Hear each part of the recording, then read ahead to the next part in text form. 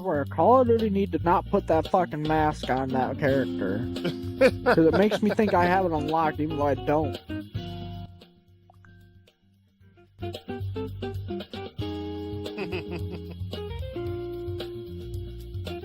What they should have done with this last event was made it where you could use the mannequin arm. And made it where you could use that on the finisher instead.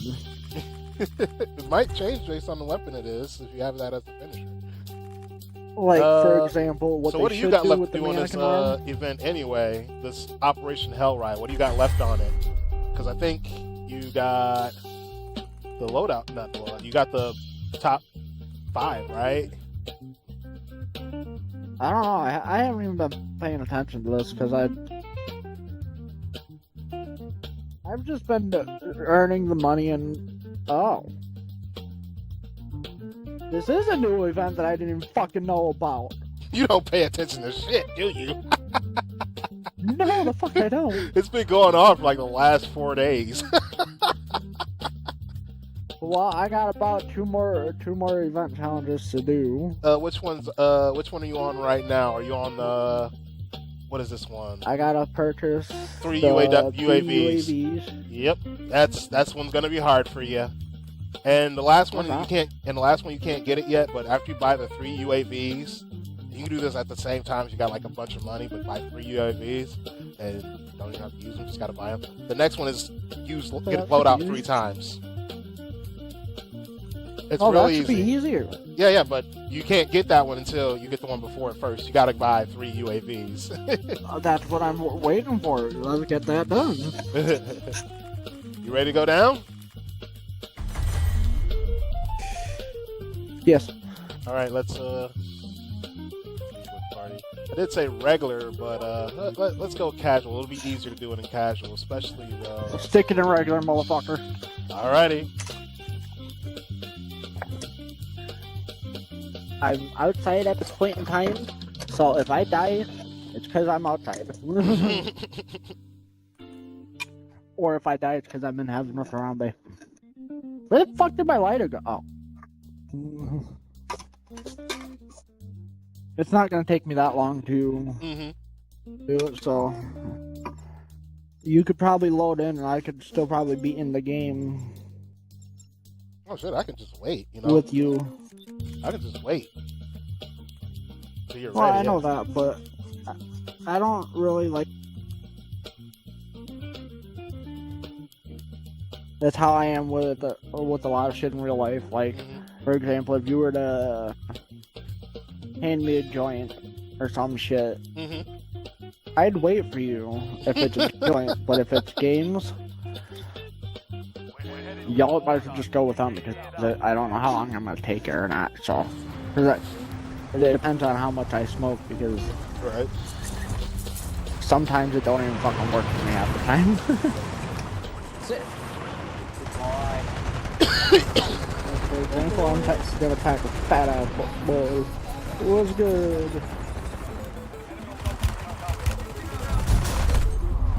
Well, if I hear footsteps on my ass, you're running back inside.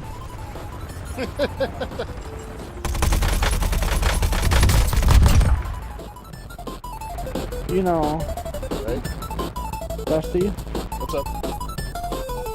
You know something I never thought about doing? What? I have an extension cord. I got a front door that's close to the extension cord. I can set the TV in front of the fucking... I don't think it's worthwhile doing that, man. Just go get your smoke on. I am getting my smoke on. I'm gonna play the game too.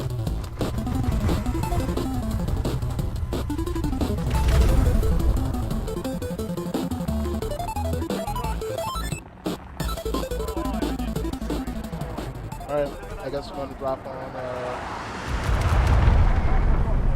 Victor's house.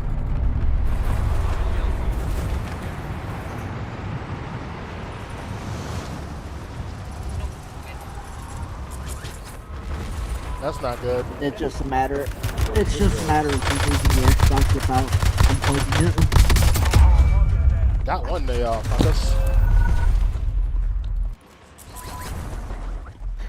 You're gonna laugh at my fucking setup eventually.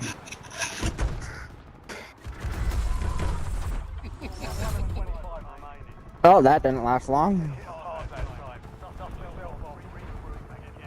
I'm used to doing it solo.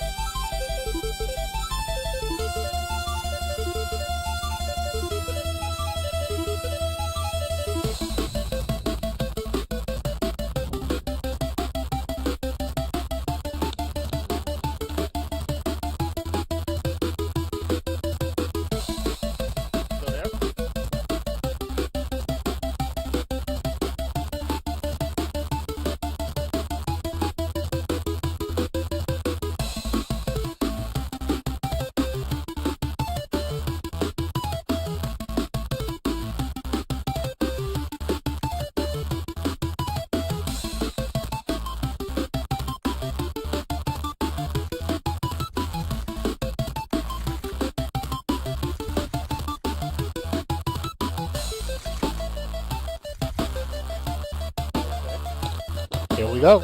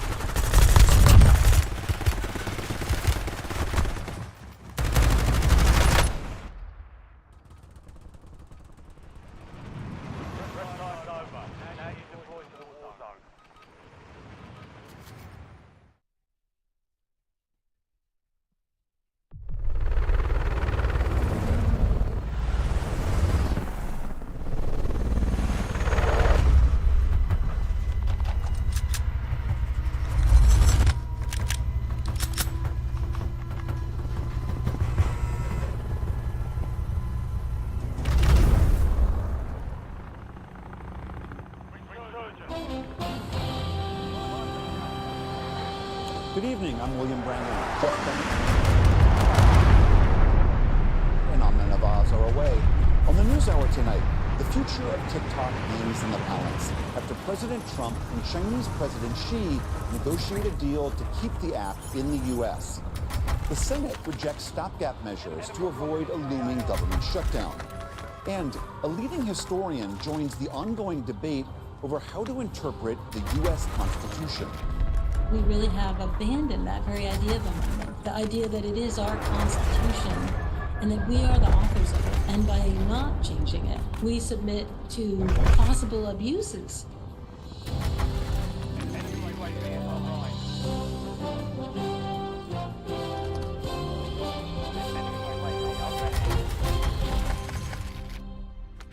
Major funding for the PBS NewsHour has been provided by friends of the NewsHour, including Jim and Nancy Bildner, and the Robert and Virginia Schiller Foundation.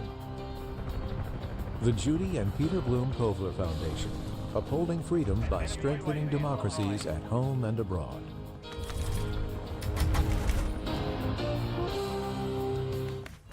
The William and Flora Hewlett Foundation, for more than 50 years, advancing ideas and supporting institutions to promote a better world at hewlett.org.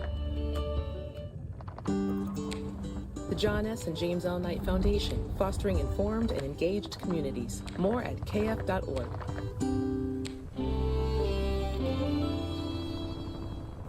Certified financial planner professionals are proud to support PBS NewsHour. CFP professionals are committed to acting in their clients' best interest. More information at letsmakeaplan.org. And with the ongoing support of these individuals and institutions.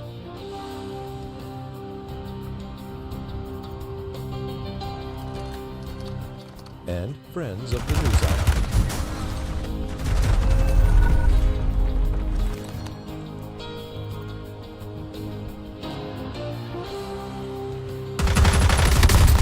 This program is made possible by the contributions to your PBS station from viewers like you. Thank you. Welcome to the NewsHour. After a call with Chinese President Xi Jinping today, President Trump said a deal to spin off an American version of the wildly popular social media app TikTok is, quote, well on its way. A Chinese company developed and owns the app, which raised concerns in the U.S. over national security and data privacy. Nick Schiffman begins our coverage. From communicative cappuccinos to presidential pop, TikTok is a social media juggernaut. As a piece of cake. With nearly 2 billion global users, including 170 million Americans. And thanks to President Trump, it turns out that TikTok has 9 lives.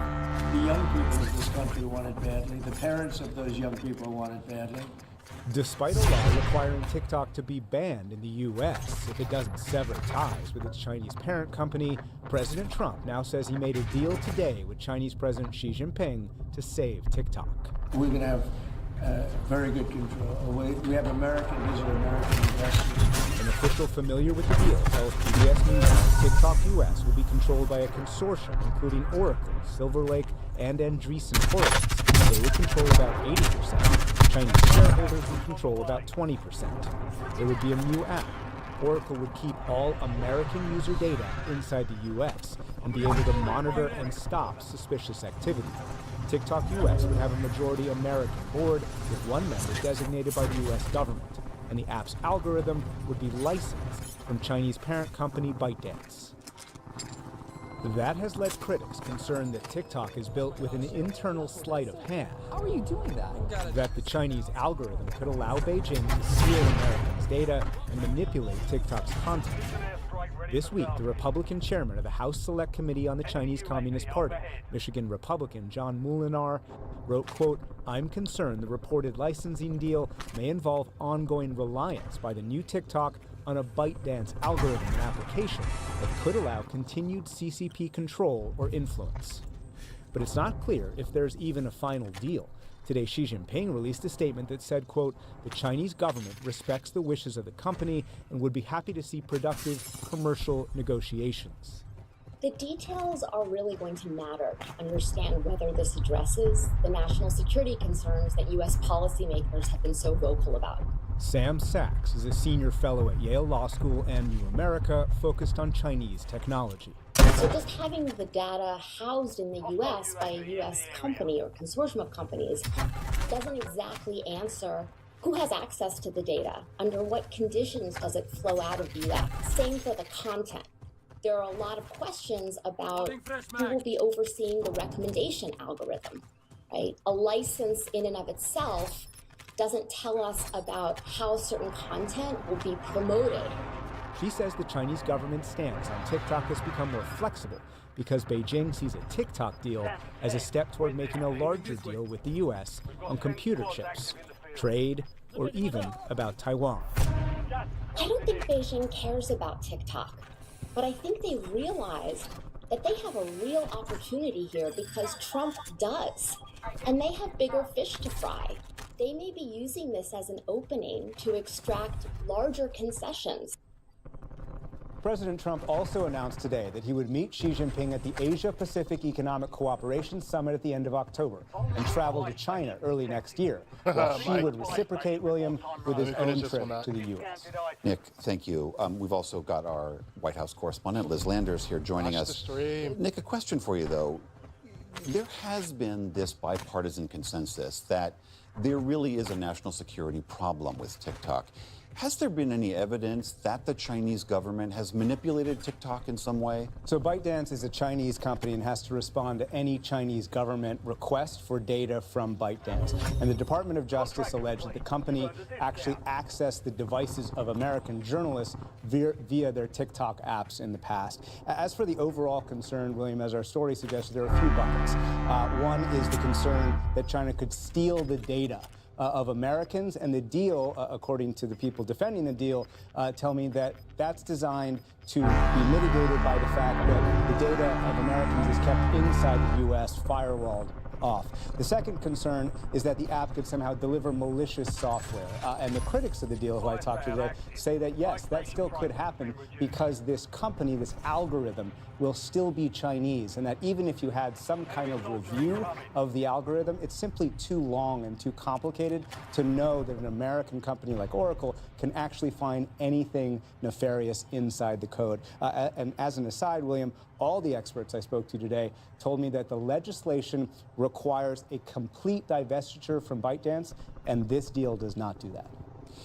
Liz, President Trump's position on TikTok is, I think the technical term is evolved, you might say. How and why has that happened? Evolved, and it's been a 180, really. Since he came back into office, he has totally changed his position on this. Back in August of 2020, he signed an executive order that would have effectively banned TikTok, and there was a ton of pushback to this.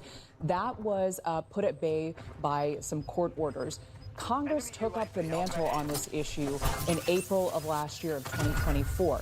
They passed bipartisan legislation that would ban TikTok here in the U.S. unless there was this divestiture. One of the very first things that President Trump did when he came into office on Inauguration Day on January 20th was to sign this executive order to postpone the shutdown of TikTok. And he has attributed his change, his 180 in his position, to how he saw TikTok help him in the election. He actually just said yesterday that Charlie Kirk urged him to get on the app. Listen to what he said. I like TikTok. It helped get me elected. In fact, Charlie said, "Sir, you ought to get a TikTok. You'd be great." I said, "Really? Tell me about TikTok." And we, as you know, we did unbelievably well with youth, like at a level that no Republican has ever even dreamt of. And William, just in the last few months that he has been in office now, he has delayed this TikTok ban over and over again. He signed the most recent executive order delaying this just a few days ago. That is now extended and in effect until December 16th. Secondly, there's this consortium Nick was reporting about, that if the deal goes forward, a consortium of American businesses would take this ownership of part of TikTok. Who are they, and how did they get put together? So this group that could potentially be the buyer to have the majority American stake includes several people that President Trump is both close friends with and are donors to him and to the Republican Party. In particular, Larry Ellison, he's one of the co-founders of Oracle, and also Mark Andreessen, who's a venture capitalist. For example, Mark Andreessen donated $2.5 million to President Trump's super PAC last year in 2024. So both of these men have close personal ties to President Trump, and they would also stand to gain a lot financially if this deal goes through. And beyond the national security question, there's also real political implications if this deal goes forward. Well, there are more than 170 million Americans who use TikTok, and that cuts across all kinds of ideologies and demographics, including young people. And so the president really believes that this helped him win the younger demographic. I think that Republicans want to continue to get young people involved in politics as well. So he has now joined TikTok himself. He has more than 15 million followers on TikTok since he joined. So this would be a big deal if he was able to push through this deal with Xi and with China. Liz Landers, Nick Schifrin, thank you both so much. Thank you.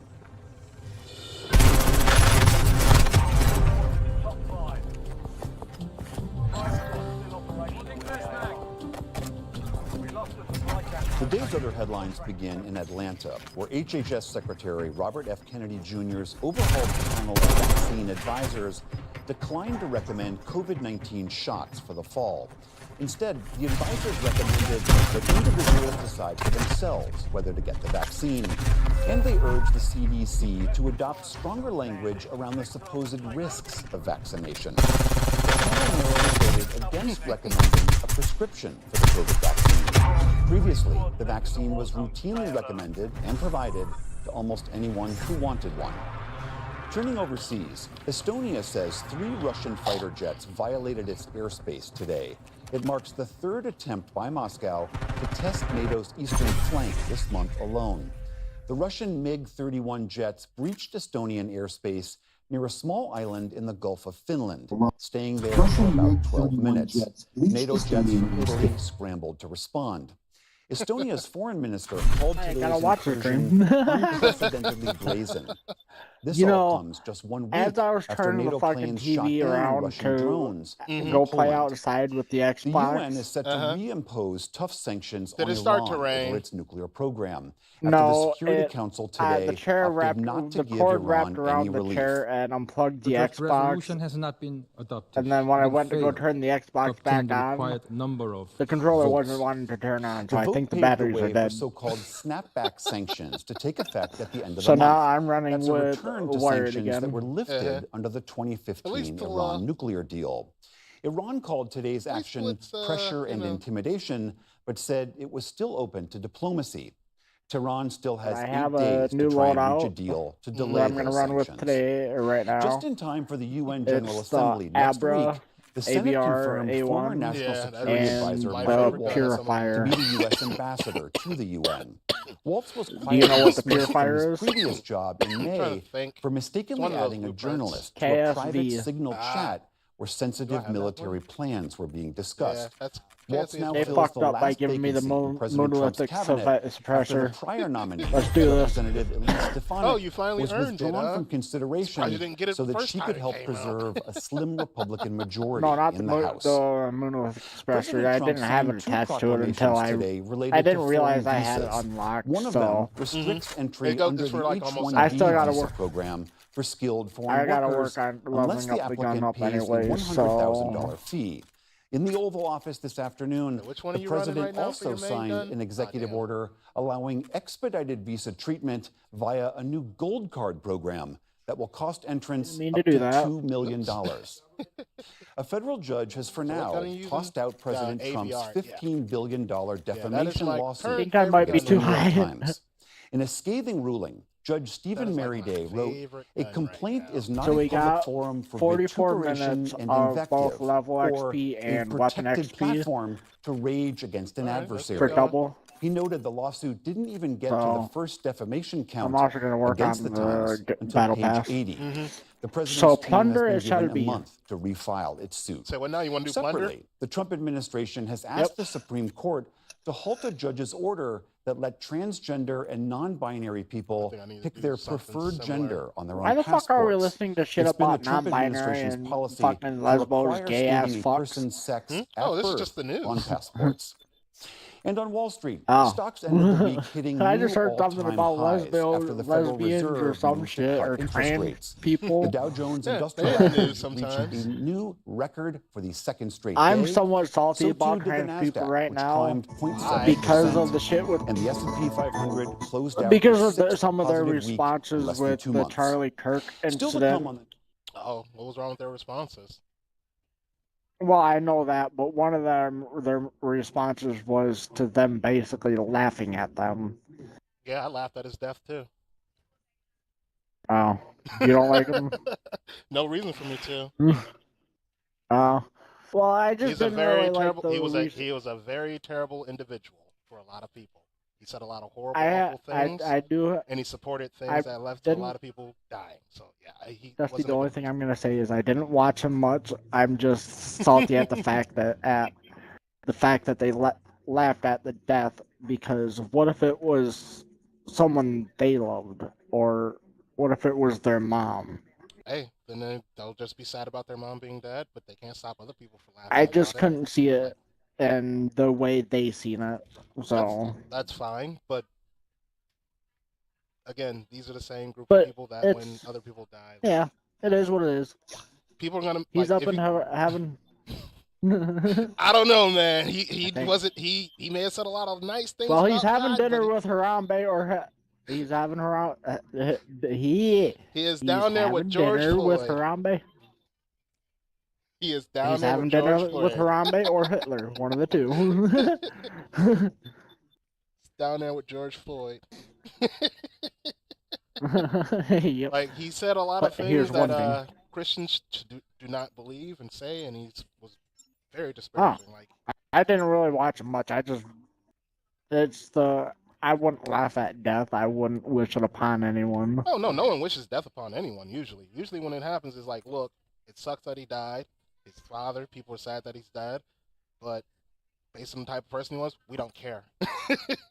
We just don't care. Like, Hey, he was a shitty dude. We It don't did care. that thing again.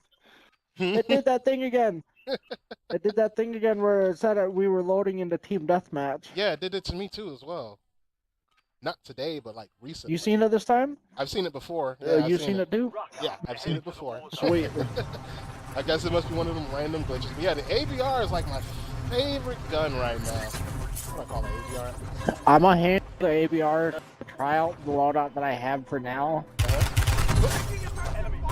See how you like it, cause I ain't got the fully automatic unlocked yet. I don't like the still fully got auto. burst fire. I don't like the fully auto. Oh, okay. But that is Well, what I think it crashed on me. Is it still going for you? No, it shows you still. It still Okay, shows okay. you in the lobby. All right, so I think it's You catching just up loaded with back in. It seems that way. I think it's just a little slow. I think it's slower than me today.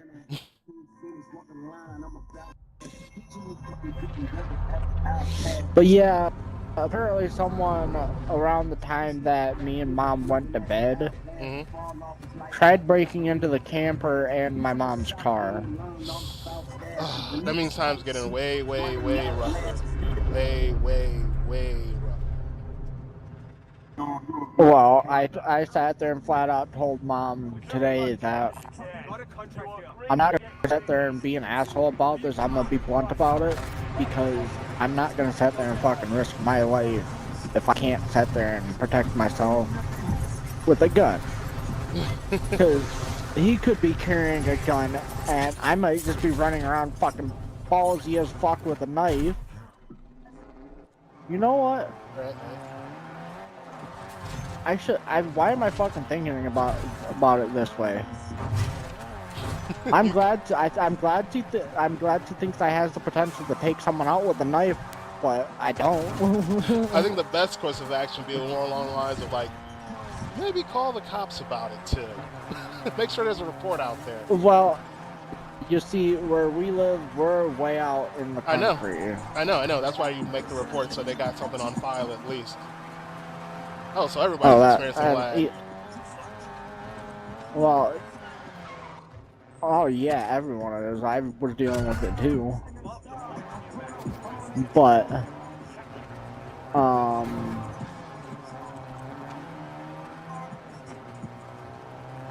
I forgot what I was gonna say. Yeah, like make a report with your local sheriff or whatever's out there, your constable, whatever, just so you guys know, like, hey, man, there's been more break-ins, and they'll probably like, well, what the fuck you want us to do about it? We're just letting you know. You guys know how he looks? Back on the topic, how the fuck am I supposed to call the cops on a computer? How you do that? Okay, so you go to their website, you go to their non-emergency line, and you say, yeah, you want to put in a report non-emergency style. Well, that defeats the purpose. I'm not going to sit there and call the cops if I ain't got a phone. Oh, no. It's going to take more time. No, I'm talking about, like, now. Like, oh, just now. Like, oh, yeah, this happened to us the other day.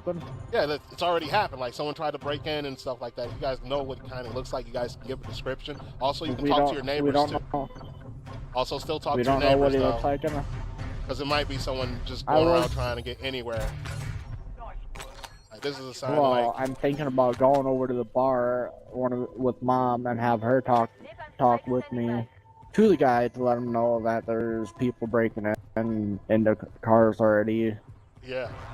And the thing is, I've noticed everywhere we've fucking moved has been car break-ins. Of course, because, you know, it's like...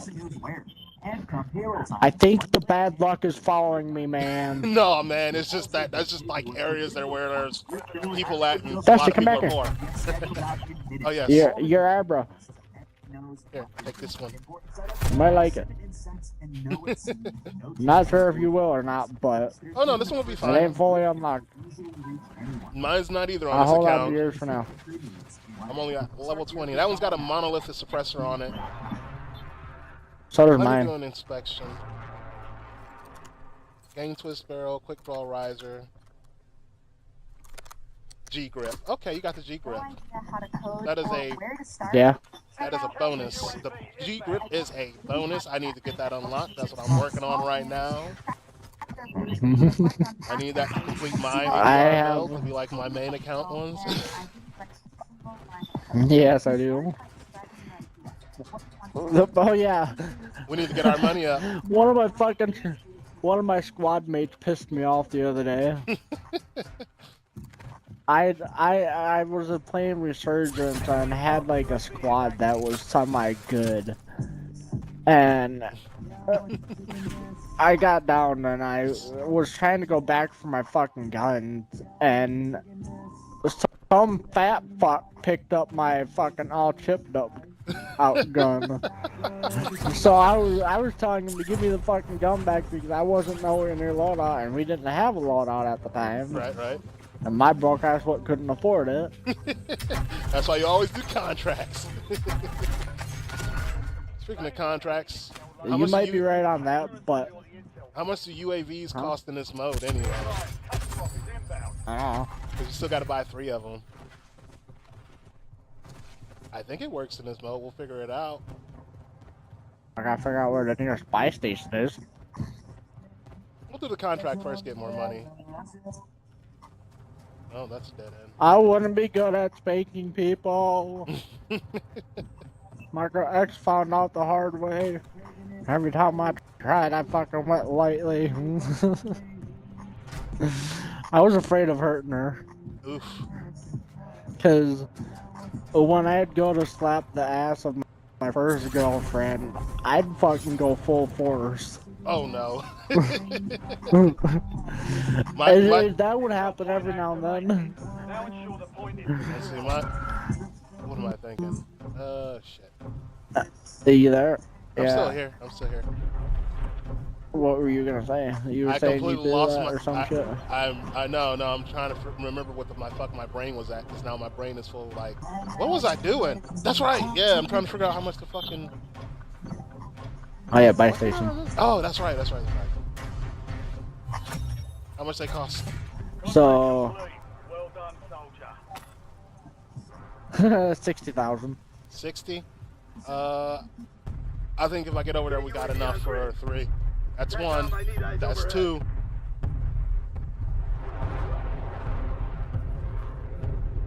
I got that challenge complete. I just needed 2 more. Oh, okay.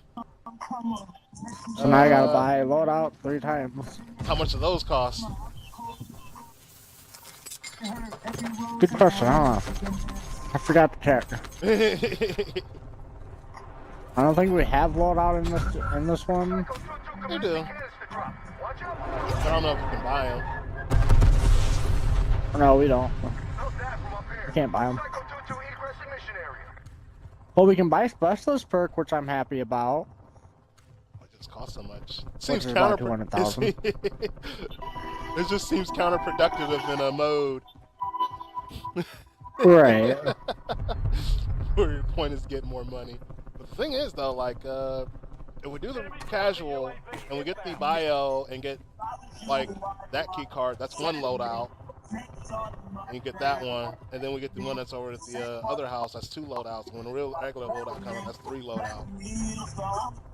How far are you on the event? Oh, I'm done with it on both accounts. Or... Oh, okay. I want enemies to run into me. Not in the way of that, not in that way, sir. You homophobe.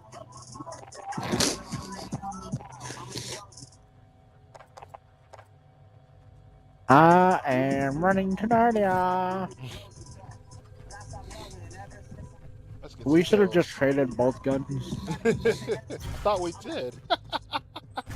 No, I got my Purifier one. Oh, the other one's just a Tonto that I'm leveling up. Nothing special. Hello, Mr. Bounty. Come here, my friend. You want to be friends?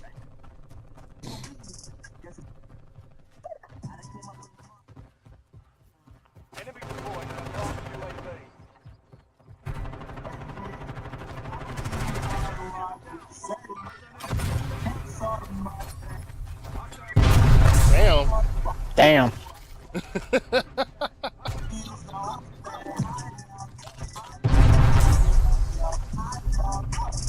I think I'm bringing my sniper back out.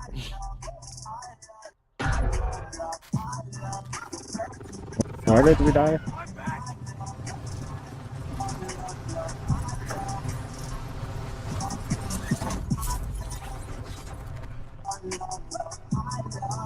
Alright. Daddy, someone's shooting me. From where? I don't know who shot me in my ass. Or whoever did, they have pretty good aim.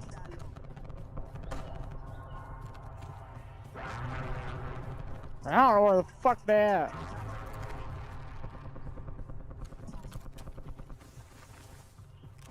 I know they shot me from over here. Somewhere.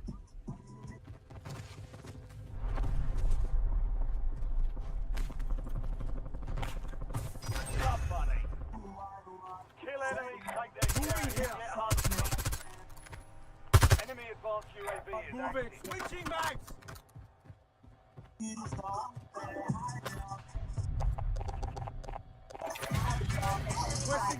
I'm so confused on where the fuck those enemies shot me from. Yeah, I'm even more confused after popping that UAV.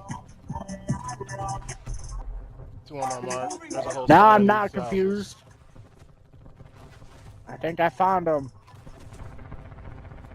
Hey, are you the shitheads that almost shot me out of the sky?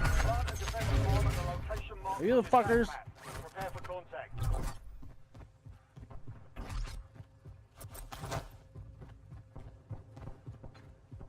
Hey, are you the one that... Hey, are you the one that shot me tried shooting me out of the sky? Nope. Please answer. I will now. No, but we can be friends. Oh, we could absolutely be friends.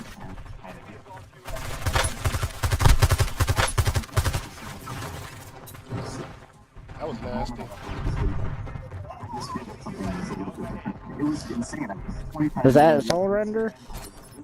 Or... Oh, someone just dropped in and annihilated me.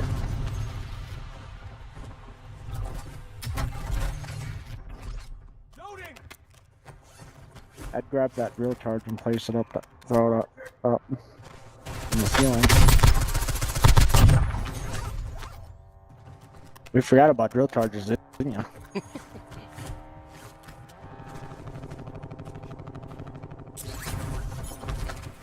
Enemies are dropping into the area. Watch the sky. Oh, that's bad for me.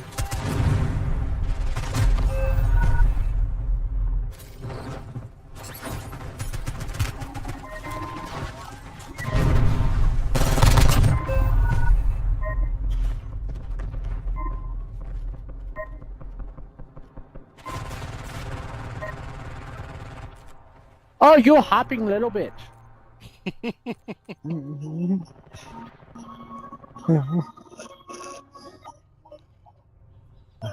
And this song don't work for me. Ah, I'm ready. I want to snipe someone. I want to snipe someone in the ass. On my mark, have a look up there. I don't want to have you look up there because it might snipe me in the head.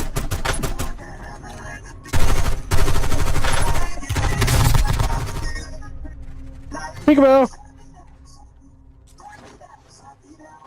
Think you can snipe my friend? I think the fuck not.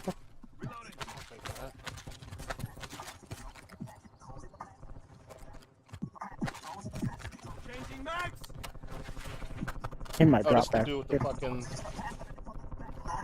Oh, I see how he runs this shit.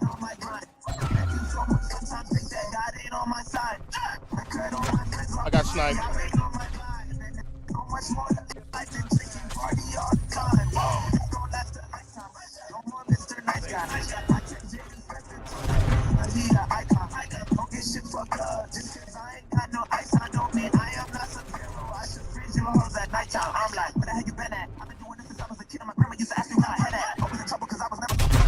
You got me. Damn it! You got me too. Oh, it's two of them. Oh, wow, the other dude got me.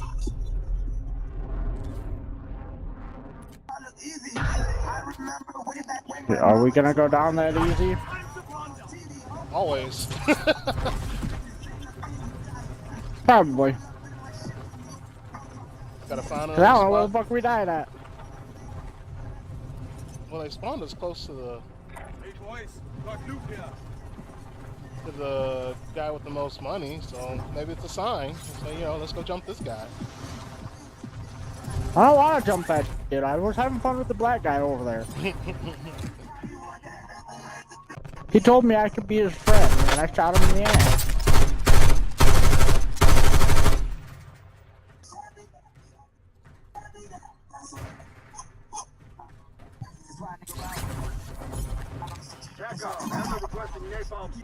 Deploying a napalm strike over by you. Yep.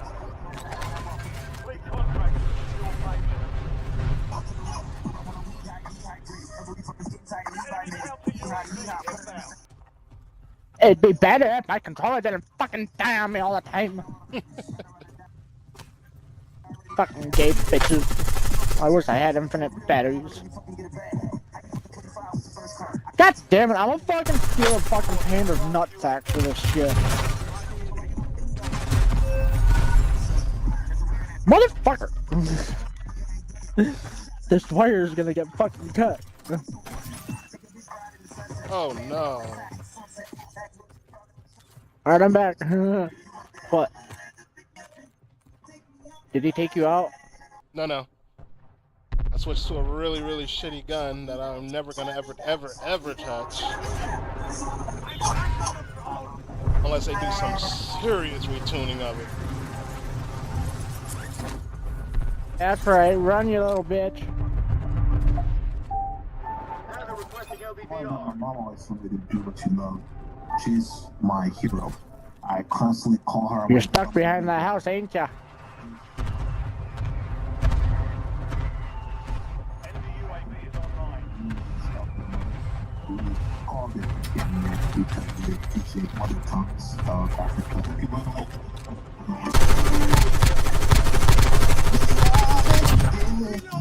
Ooh, baby, pussy, I love you. I've been dreaming. Where'd they get you? Right behind you, huh? I was born in Kansas.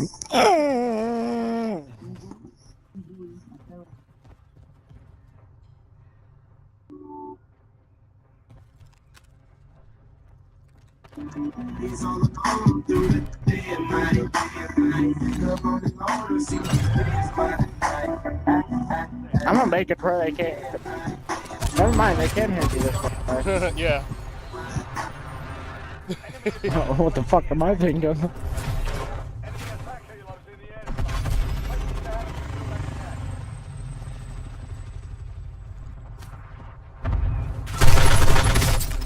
Let's get over here.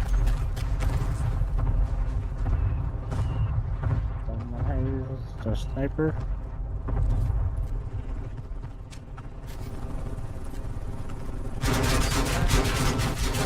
Standing by.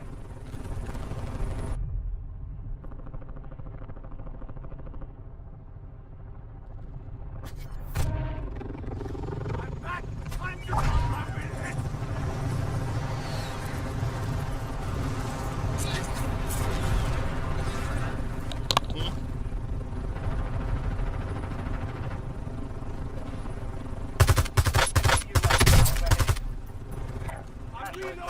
Extract bird is RTB at this time.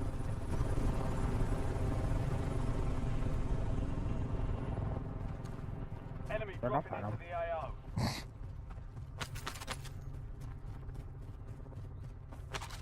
Hello, Mr. Sniper. Hey, Mr. Sniper. You suck ass.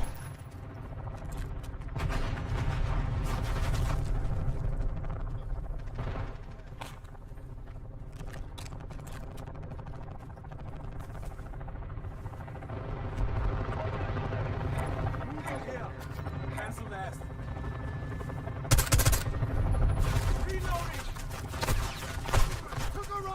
Hopper shoot that. Where that chopper went?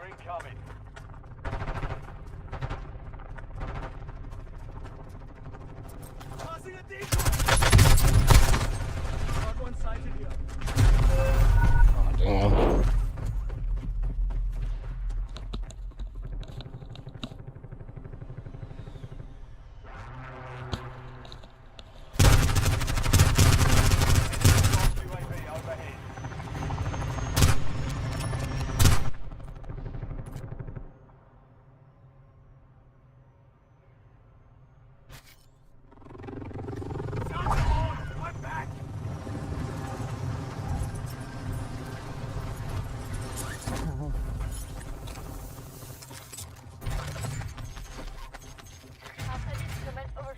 Requesting recon flyover.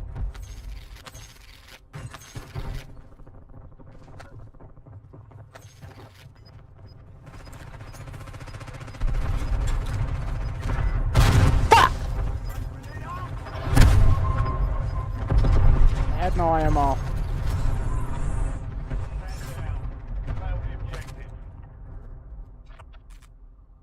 I don't think I got any kills. Alright, now let's go get those loadies.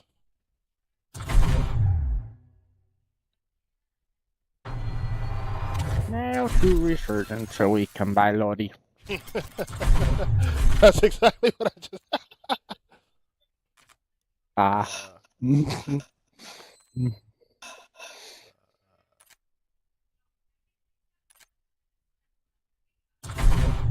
don't need no loadies. We are the squad.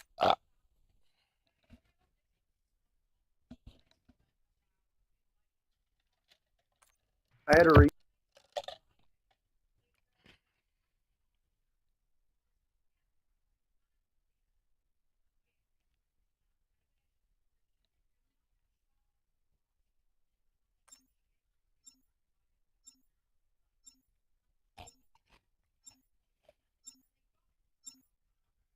I would call that creepy. Better.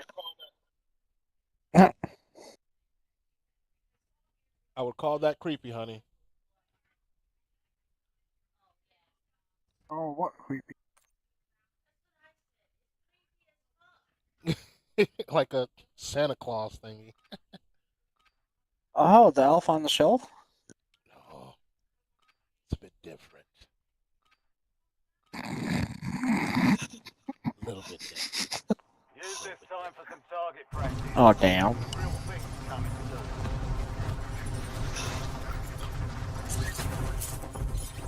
Huh? Enemies are dropping into the area. Oh, Lord. Is that a cookie jar? No clue. I must be Fuck bugging. did I know it was a cookie jar? Apparently, I'm randomly guessing the item that you have in that cart. Oh, yeah, that looks creepy to me. I didn't even have to look at the cookies. I don't know what would have been creepier. The dolls. Yeah, sometimes. What the fuck am I looking for? I feel like I'm looking for something, but I don't know what I'm looking for. I don't know. I don't know. I don't know.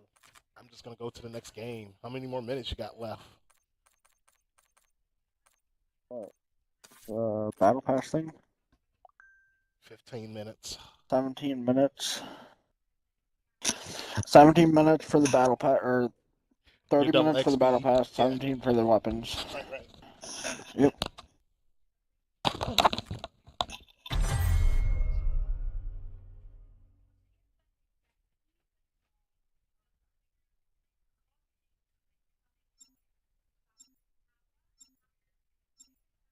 I have a feeling I know who's doing it. Tried to break it in last night.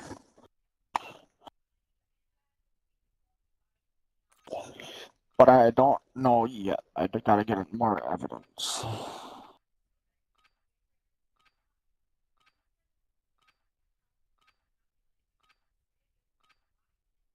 The car alarm theft thing was on in the car. Enemy dropping into the AO.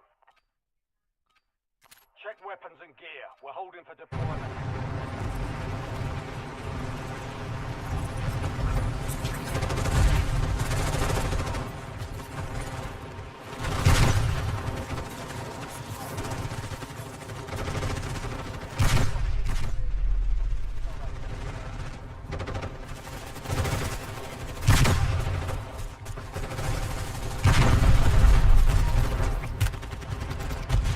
What the fuck is it with these skins shitting on me? Same skin I have. Yeah. Yeah, you're using the generic. Oh, yeah. Everyone's using that skin if they don't have any other ones. It's like one of the easiest skins to get. And when you like move through the menu too fast, you'll accidentally equip it anyway. Oh. Some people just don't care about it. Oh no, they picked these skins on purpose. Although, I think he'd look a hell of a lot nicer if he had black jeans on.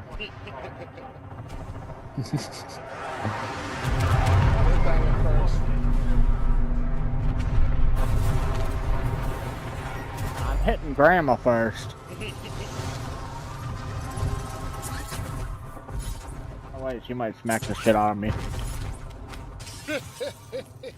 That's why you gotta get them before they get you. You know what, Grandma? Whammo! Clearing out the target. Grandma got ran over by a reindeer. Turned out it was just Santa Claus.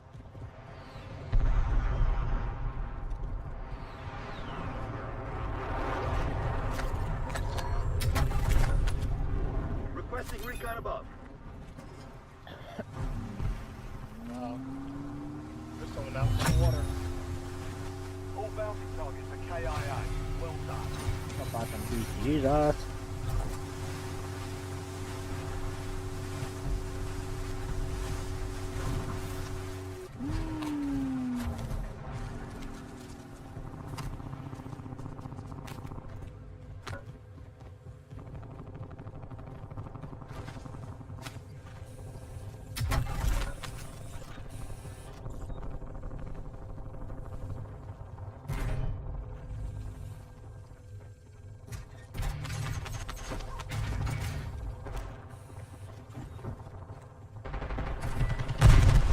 And I'm back. You didn't die, did you? No. I mean, like, I'm back. No. Where are you at now? I'm gonna drop this loadie for you over here by 10th. Enemy If soldier I can make it. incoming. Loadout drop. First, get that loadie. And grab the second Friendly loadie. loadout drops on the way. Reloading.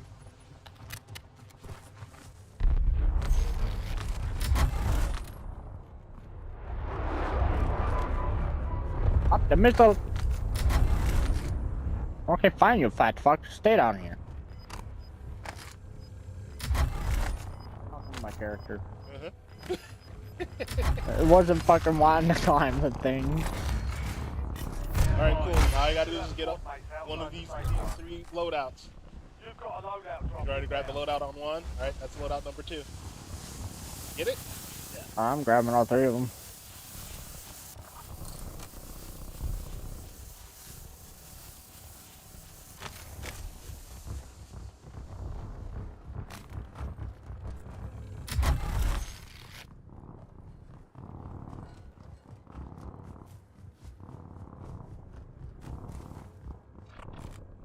I think I was supposed to buy them. Never mind. Just a little slow. Yeah. Wait, did that unlock me a new gun? Yes, it did. The revolver. The slow shooting revolver. Make you go Oh damn, I be can't like, fucking edit that all over.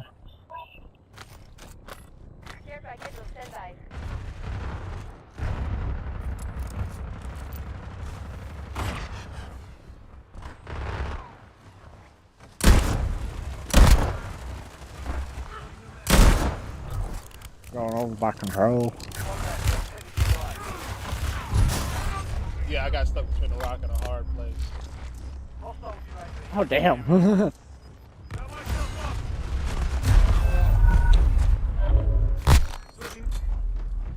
the fuck was that? Oh, I see. 2 people. 3 people! Alright, back to the lobby. I gotta get my six shooter equipped, I guess. Feel like a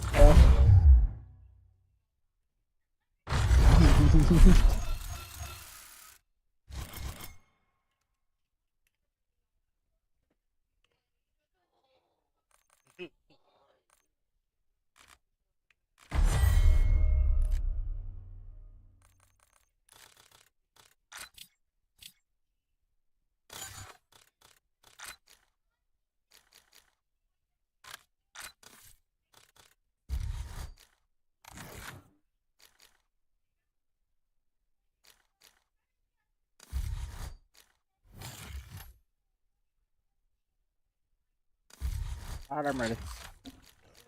What gun unlocked the sniper scope? Oh,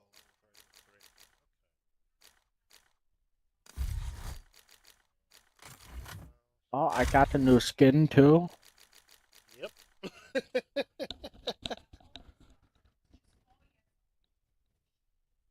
Finishing move too. Yep. You did that one on accident without even knowing. Yes.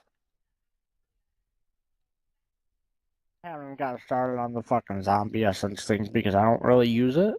Yeah, I don't do anything on zombies. And I think they noticed that a while ago already.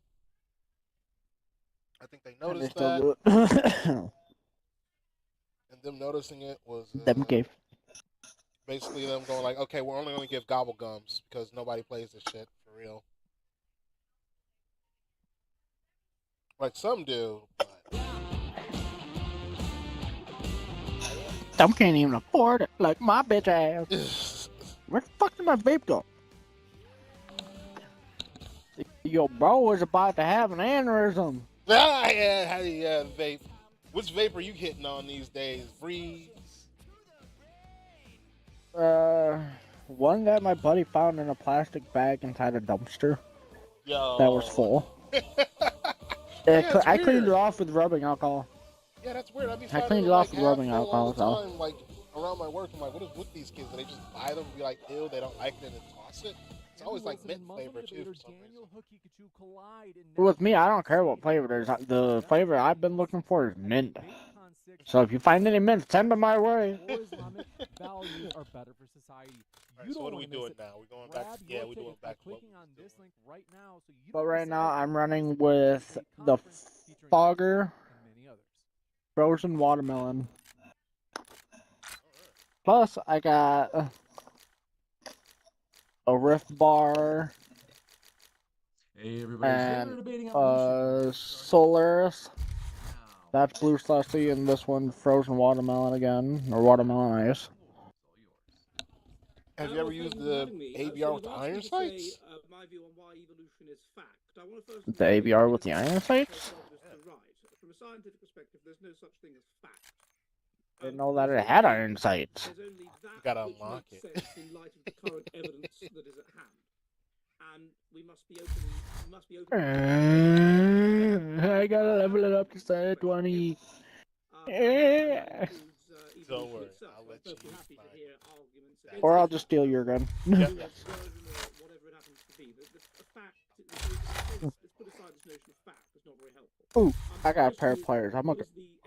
Well, first of all, You know, if they have attachments on the gun, they should at least make the attachments a little bigger. I got an attachment for a set of pliers that I want to use to pull someone's teeth out. Genetic mutations manifest, those mutations are useful, and so they are selected for. Oh, that one's nice and burnt. Brutal. Ah, this one still tastes good. Intermediary, and this is consistent. By the way, there's a consistent order in blocks with this. Or you have dinosaur bird intermediary. So they have elements of how one. You're born in England somewhere in the late 13th century, deep in the reigns of kings who love war more than peace. Your home is a timber shack with a thatched roof that leaks in winter and stinks in the summer. I'll a little volume so you can have your podcast going, or news or whatever. Just random videos and stuff, Rats random in the place as information much as your stuff. family does. I'm looking for more or Your something. early years Figured. spent in perpetual hunger. Oh, Not I didn't starving, have the Moonless never full Expressor either. on it. Now I do. Life isn't easy, but nothing stops a peasant boy from dreaming of becoming a knight. What if America's We can play unbeatable Plunder and military Verdanski? is actually built to lose We the next play World that. War? With World War Oh, III wait, on the it's been that horizon, way. we have to expand their forces, but could America's greatest strengths, the very things that Oh, make it's a it the bird. world's military heavyweight, also Who's become standing its on fatal his weakness shit-covered in a rock? war against China in the Pacific? The answer might decide everything. On today's episode of the Infographic It looks Show, like he we'll wants to reveal peck why me to death. America's military might not survive the next war. Come peck The me to US death, military then. is reorganizing and shuffling assets around as it prepares for what it sees as an inevitable confrontation with China in the Pacific. China's aggressive military buildup has seen it quickly overtake Russia as the second greatest conventional military power. And unlike Russia, China has an economy to match. But even though the Chinese military continues to lag behind the U.S. military, China has one key advantage. It can actually build things. During the latter half of the Cold War, American business leaders decided it was more profitable to sell off the nation's future for short-term broke gain. my leg. The once dominant U.S. manufacturing base was shipped overseas, enriching corporate elites My while legs don't lowering work consumer anymore. prices through cheaper foreign labor. But I those heard savings walk. came at a cost. Millions of You might be Americans legally lost the blind. stable paying jobs that had defined prosperity since My World War legs don't II. work anymore, The U.S. too. military barely That's also paid another attention reason to why I this can't collapse work. in national manufacturing, even as alarm bells began ringing 2 decades ago. And the war in Ukraine served as the wake-up call. The sheer Oh, this daily person got consumption nice of munitions ass. was staggering, with both nations running through a year's worth of production in a matter of weeks. Russia keeps its defense data a tightly guarded secret, but it's estimated that the nation produces about 250,000 artillery shells every month, but it fires Oh, as hello, many as 2 Terminator. million shells in that same period. Without deliveries by North And Korea hello, dude and from possibly Assassin's China, Creed. Russia's war would have gone even worse than it already has for them. When it comes to missiles, Russia produces around 120 long-range missiles every month. Its exact firing rate is unclear, but frequent pauses and strikes reveal a chronic shortage of ammunition. Even after 3 years of war, I think we're all still dropping can't generate the downtown. necessary firepower needed If we to do, achieve its strategic we goals. do. These statistics sent a cold If we shiver do, down the it'll be spine of good. U.S. war planners, because by comparison, U.S. production is a drop in the bucket. Pre-war, the That was a U.S. lag was only spike. producing around 14,400 Another one. shells Lag a spike. month. It took 2 years to ramp that Another up one. to 40,000 shells, with a projected 100,000 shells a month by 2026. If the U.S. had been drawn into a major ground war in 2022, American artillerymen would have run out of shells so quickly that by the fourth month, they'd be lobbing harshly worded letters instead of 155mm high explosives. shit. There's no solid figure for how many long-range attack missiles the U.S. produces This is the every worst year. it's But been we for do me know in a that the long Patriot time. interceptors That's are bad for me, estimated too. to be produced at around 600 missiles a year. And that is well below the rate of missile production Where by the hell you Russia at? alone, which Oh, there they you would are. theoretically have to defend against. I'm And it in gets the even worse when you look at the tunnels. bigger picture. On the Check this opening one out. day of the attacks against the Here you go. Houthis in the Red Sea, the Gotcha. U.S. Navy launched 80 Tomahawk missiles. Yet the year before, the Navy had only purchased 55 missiles. In 2017, I got my 59 kilo, so I Tomahawks don't were need it. expended in Syria. Oh, okay. and I thought you wanted to another see how it was with 66 were used the irons. following year. Despite that, the Navy built Wow. 100 Tomahawks in 2018, and then 0 in 2019, which has forced the Navy can have to it dip back. into its reserve stock, Not which a is problem. fine in peacetime. In wartime, that reserve stock would dwindle fast. In 2023, the U.S. stockpile included about 1,200 I'm gonna go lock SM2s, someone in a house. 400 SM3s, 1,500 Shit, we could SM6s, probably lock and somebody in that, 9,000 Tomahawk cruise missiles. With 10,000 missiles already loaded We could into the lock Navy's ourselves vertical in launch it. cells, a single full reload Now, in what a was that high-intensity code war that we with China needed? would practically It's right here wipe on out the, America's entire pool reserve balls back stockpile. here. Things get It's, even bleaker when you realize that 39, defending 25, against modern 67. Chinese missiles you requires say 2 it? interceptors 39, per incoming missile. Attacking a defended Oh. Chinese target would require 67. large numbers of offensive Someone down missiles in saturation attacks to overwhelm air defenses. So According to war 39. games by the Center for 25. Strategic and International Studies, America 25. could burn through all or most of its 67. long-range attack missiles within the first week of a war with China. Whoops. Across nearly 2 I dozen got it. simulations, the U.S. expended about 5,000 missiles in just 3 weeks. How much money 4,000 here? air-to-surface standoff weapons against Chinese ships and find any shore cards? targets, 400 harpoons against shipping, plus No, I 400 didn't. Tomahawks launched at both coastal targets and warships. So can the U.S. fix this? Probably not. Oh, Meaning after a Hancock. war with China, America's most formidable long-range weapon will probably Yes, honey? be a slingshot. First, there's the lack of financial incentives. U.S. defense companies Yeah, put but- dollars over patriotism, and that's the entire reason America is in this mess. Defense manufacturers need reliable, predictable orders of munitions in order to stay profitable. Expanding production facilities and keeping those facilities running costs a lot of money, and a government contractor knows it's going to get a return on its investment. I'd appreciate it if This you did is make why this up. some have suggested nationalizing parts of defense manufacturing.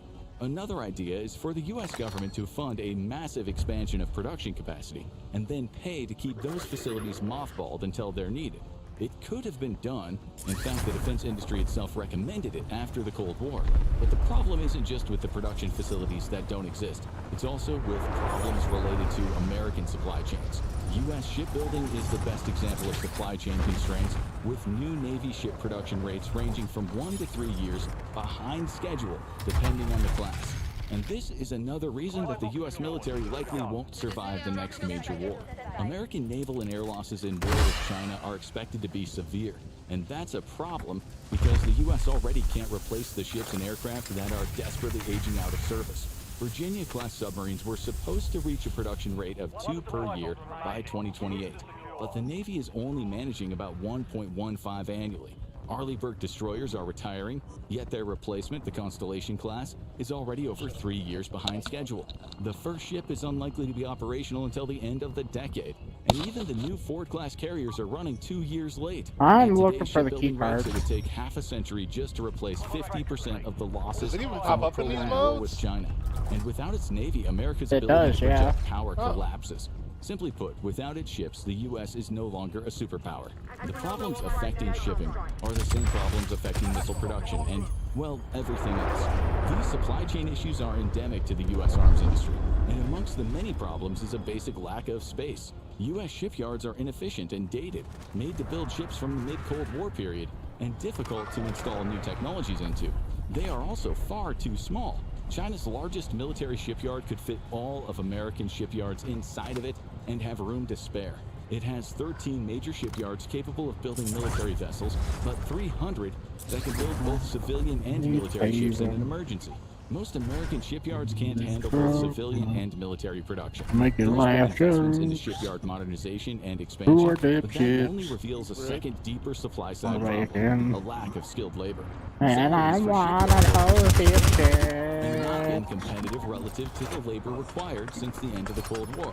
The exporting of shipbuilding to cheaper options in Asia also tanked the American labor pool, making qualified yard workers for military shipbuilding rare. During the Biden administration, a major recruiting push was launched, but the results have so far been mixed. And it doesn't even matter if shipyards are modernized and expanded, and new recruits located. Because in the next war, the U.S. is going to battle with the Navy it has today. Any newly built ships will require on average about 3 years to complete and actually enter service, and that's at a heavily rushed rate. With war looming, they won't be around to replace combat losses, putting an even higher strain on the active fleet. This will mean even more losses due to personnel and equipment fatigue. And it's not just the ships that take a long time to procure, though, because modern missiles also take years to go from basic components to a completed weapon. Thanks to its stealth and onboard technology, the Long-Range Anti-Ship Missile, or LRASM, may be the most capable anti-ship missile, but it also takes 2 years to fully assemble. This is a preposterously long time for a weapon that'll have a combat life of about an hour as it cruises toward its target, and it's expected to suffer a 50% attrition rate versus enemy air defenses.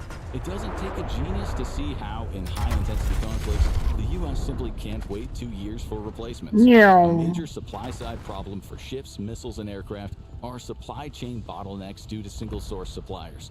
The Javelin anti-tank missile relies on Aerojet Rocketdyne for its rocket motor and nobody else. Meanwhile, the LRASM, the Joint Air-to-Surface Standoff Missile, and its extended-range version all rely on Williams International for their turbofan engines. They're doing a convoy? IMC manufactures most of the high explosives used Who's in doing convoy? The titanium casings for many weapon systems and rocket motors all come from a single company. Then there's the actual production space. The Holston Army Ammunition Plant is one of the few facilities in the U.S.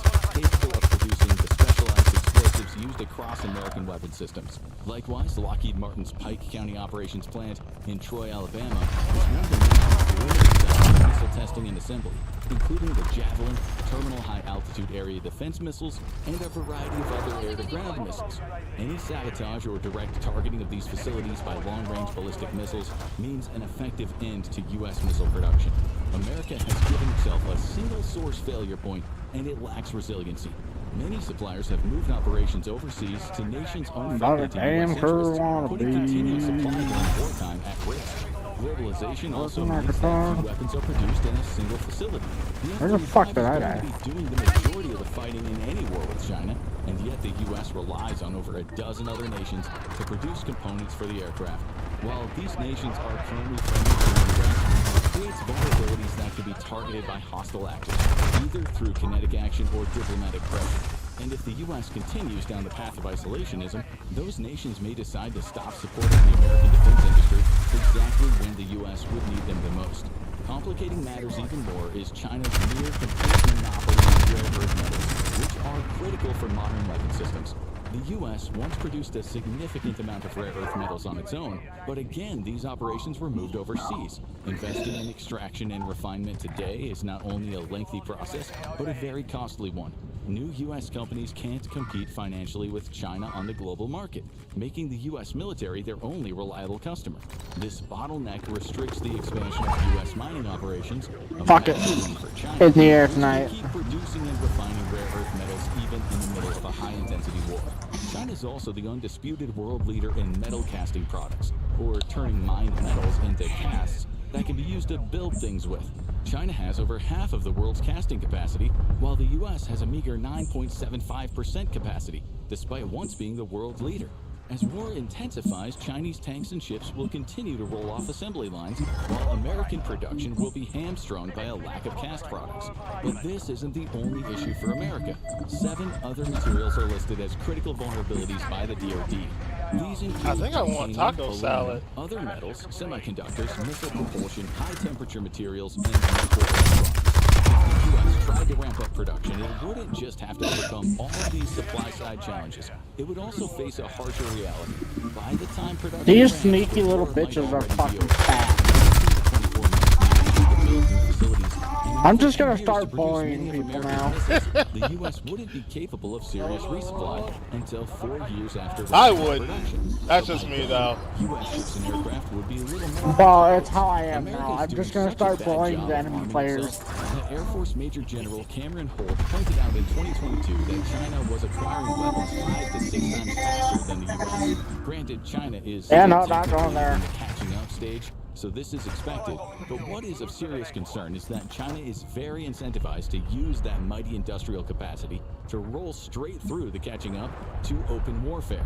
Then there's the other problem the U.S. faces. It spends too much acquiring new capabilities. China may technically spend less than the U.S. on its military, but when considering purchasing power parity, China meets or exceeds even the U.S. in some estimates, because wages and general costs are cheaper in China. For every $20 that the Chinese invest into new capabilities, the U.S. spends I know $1. after this match, I'm For gonna have General to Holt, if the U.S. doesn't mow on. drop the cost and That's increase fine. acquisition speeds, the U.S. will lose a war Trying to get that against coffee China. Or get started, I These don't know. skyrocketing costs are most evident in the F-47 6th generation program. I already got While it filled. promising to I got deliver it filled the full of my deadliest fighter 5-gallon aircraft bucket on the weed. planet, there are increasing rumors that each F-47 will cost well over $100 million. In fact, costs could reach as high as $300 million per Fucking jet, heck. a price tag so steep it already killed the Navy's own 6th generation fighter program. Without 6th gen fighters, many are beginning to question the very point of the Navy's massive, costly, and increasingly vulnerable aircraft carriers. The facts as they lay right now are clear. The United States may have the world's best military and the most advanced weapons, but it simply doesn't have enough of them. In a war of attrition, America could be overwhelmed by a rival fielding inferior arms, because while they can replace their losses quickly, the U.S. struggles to produce some systems in the single digits. But I all could may throw not be grenades lost. over there. There is some hope the U.S. military might survive intact and strong. First, there's the performance of the U.S. military against the Chinese military. For all its supply problems and production faults, it is still the most experienced and capable force on the planet.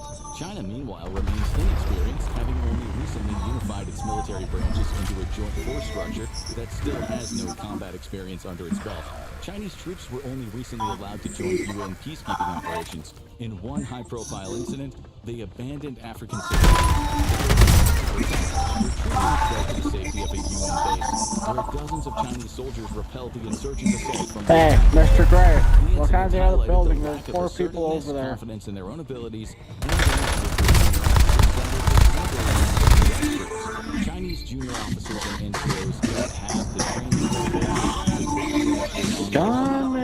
Chinese troops vulnerable to chaos and disarray. while Oh, you under think you can get away, high-intensity Mr. assault, fucking or Spider? when lines of communication are I broken fucking or got your bitch ass. the U.S. is also learning critical lessons from Ukraine. Chief amongst these is the need to expand I domestic swear, arms out of the production. corner of my Most eye, I of the just aid seen a the fucking US has spider provided running to across Ukraine the has fucking actually floor. gone into American manufacturing, funding new plants or My purchasing first modern instinct replacements was for to equipment sent fucking overseas. step on it. Several artillery shell factories have opened with this money, boosting production from just 15,000 rounds per month to nearly 100,000 by 2026.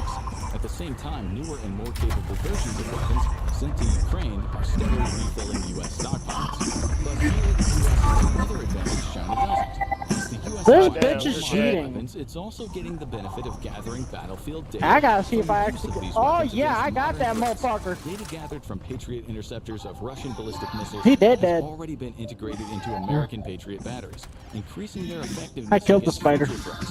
The use of Switchblade drones by Ukrainian He scared the forces shit out of has me, led so I to killed tweaks in it. the design and even methods of employment by U.S. troops. I In realized, fact, in I feel like exchange it for was that foreign fucking assistance, one spider Ukraine that I opened a found. school at NATO headquarters where its military leaders share lessons learned from fighting the The one that I Russians. decided to These become lessons friends have with. already led to complete reworks of U.S. military Friends with a doctrine. spider. The war in Ukraine has Spider, also bro. spurred broader growth in U.S. defense manufacturing.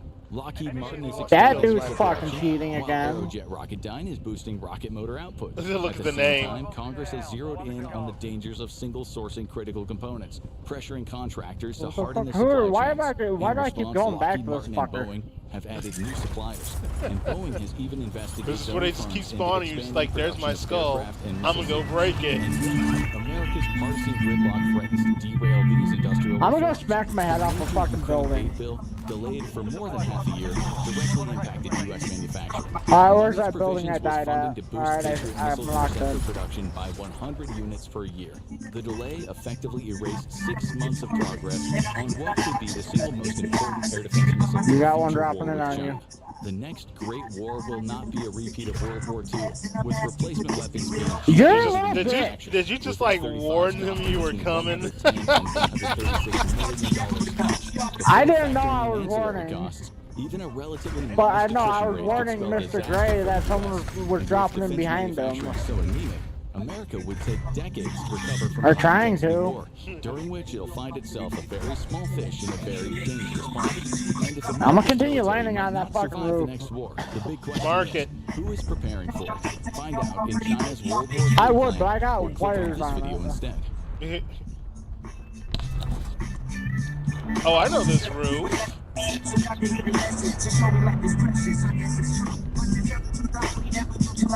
Yeah, this is like a great spot to just put up mines and like Oh my fucking god, he's hiding in the fucking doorway. Yeah, this is a great spot to just drop mines and have people just have to deal with it.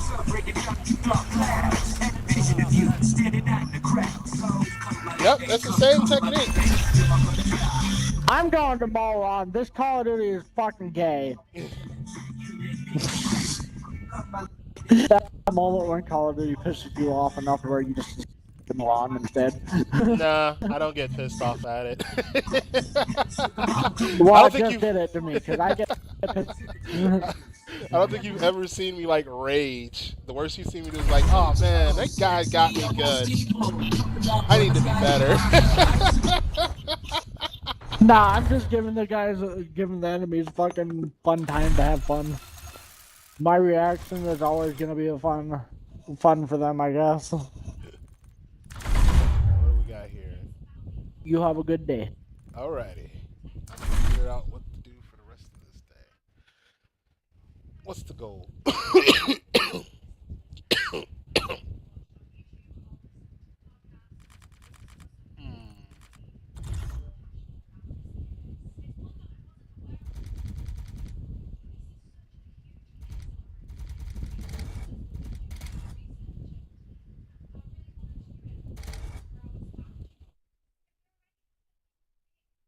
Wow, that was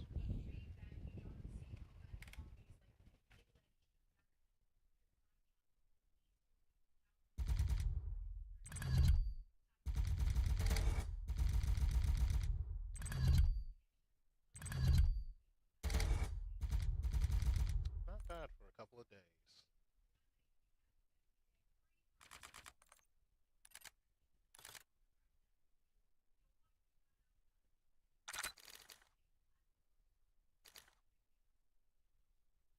Whew. Struggle will be real.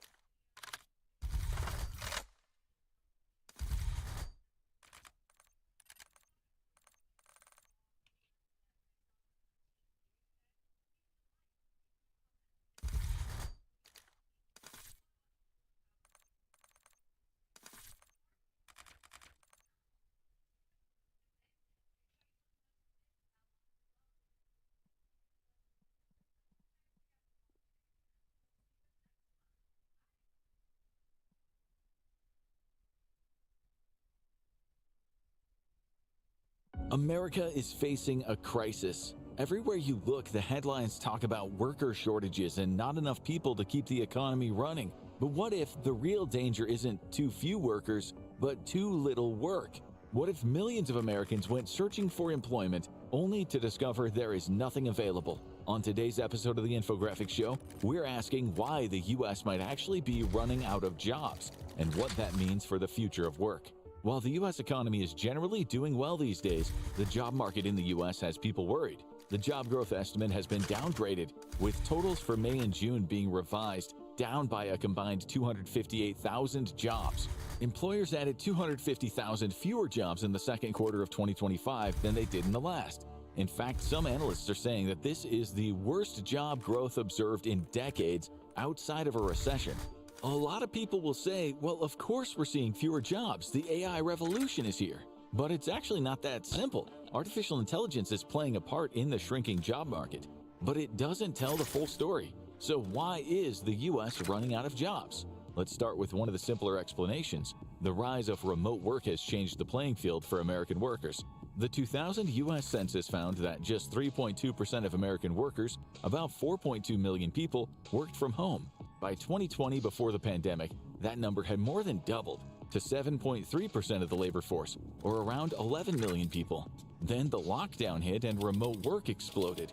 In only a year, the share of Americans working from home soared to 17.9% by 2021. While some did eventually transition back to part-time or full-time office jobs, many never did. Since the end of 2023, 13.8% of workers are still fully remote. Now, for tax and other reasons, some companies can't hire remote workers outside of the US. But a fair amount can, leading to U.S. workers suddenly competing not only with similarly skilled workers around the country, but similarly skilled workers globally. According to Revelio Labs, global companies with U.S. headquarters have been hiring international workers at a much faster rate than domestic workers. Between 2019 and 2025, the number of onshore workers grew by 16.7%, but offshore workers grew by 32%, nearly twice as fast, and these aren't low-wage roles. Huge corporations like Salesforce are laying off high-paid staff in their Bay Area offices in favor of international talent. While only 5% of companies were open to hiring international remote workers in 2019, by the end of 2020, that number had jumped to 10%. In 2022, companies seemed even more willing to hire globally, with a State of Global Hiring report finding that 64% of U.S. companies were either expanding international hiring or planning to. This leaves U.S. workers either shut out of those markets entirely or forced to compete fiercely for what's left. Increasingly, company job postings aren't aimed at Americans, or at least not Americans alone. And as if things couldn't get worse, some other workers are being replaced with, well, no one whatsoever. Well, except ChatGPT, or Claude, or Cursor. The rise of artificial intelligence, and specifically LLMs or large language models, is on the verge of making some jobs obsolete. According to Coursera, entry-level roles are the most at risk, especially in manufacturing, clerical work, transportation, retail, and sales. You don't need a senior developer or experienced lawyer to oversee what an LLM is spitting out, but you don't need as many paralegals or junior coders to help you. However, many economists and tech experts warn that this could trigger a long-term labor crisis. After all, senior developers start off as juniors, and future lawyers often gain experience as paralegals. But if a team of 5 junior staff led by a veteran is replaced with one veteran using an AI assistant, where does the next generation get the training they need to become tomorrow's experts? Some people have probably already seen AI take their jobs, though most companies are hesitant to say so openly. In the spring of 2025, Microsoft CEO Satya Nadella announced in April that 30% of the company's code was now being written by AI. Then in May, fired 6,000 employees. Just to really ram home the point, another 9,000 were let go in July, according to 4% of the company's international workforce, which would appear to be related events. In fact, almost all of the tech giants, including Google, Meta, and Amazon, have conducted massive layoffs since 2022. Meta laid off 3,600 people in the beginning of 2025, and companies like IBM cut 8,000 jobs in HR and other departments as it increasingly uses AI to complete administrative tasks. And the problem doesn't just lie in tech. In June 2023, IKEA, in an effort to make its customer service as confusing as its assembly line instructions, said they would start phasing out their customer service agents in favor of a bot named Billy. Duolingo is one of the few companies that seems openly proud of firing workers in favor of AI. They made headlines in January 2024 when they announced they'll let go 10% of their contractors in favor of using AI to translate content. And that's why nobody likes the owl. We should point out that some industry experts and commentators actually doubt that these layoffs are because of AI replacing human workers. Menlo Ventures' Didi Das says layoffs are happening because the big tech companies need huge amounts of cash for investments in AI data centers. Tech advisor and entrepreneur Wes Roth says this isn't about AI replacing humans yet, it's about restructuring to fund AI initiatives. However, even if this is the case, it still means that some of the world's biggest companies are betting more on an AI-led future rather than on their own experienced workers. That's bad news for future generations, and some of them already sense it. There's always a slight gap between unemployment rates for all college graduates and those for recent college graduates, but at the beginning of 2025, the gap has been getting unnaturally big for an economy not in recession. According to the New York Federal Reserve, labor conditions have deteriorated noticeably.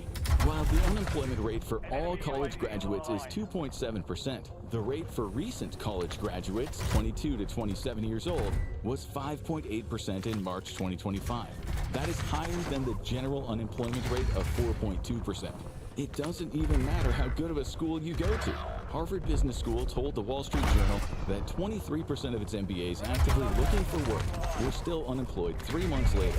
While that may not sound like a long time, it is surprising for graduates coming from one of the most prestigious universities in the world. Many tech experts have justifiable questions about how useful LLMs are without human oversight, and if they can really outright replace human labor. But at the end of the day, if managers are convinced AI can do a better job, regardless of how true it is or not, people are going to get fired. Perhaps that's why many people are now encouraging kids to learn a trade instead of getting a degree for a white-collar job. That way, they can walk away with less student debt and more practical real-world skills that would be harder for something like AI to replace. But skilled trades and manufacturing jobs have been facing their own challenges for some time and may face more in the future. You might have noticed we mentioned manufacturing as one of the industries that'll be affected by AI. For skilled trades, there is in fact a labor shortage at the moment.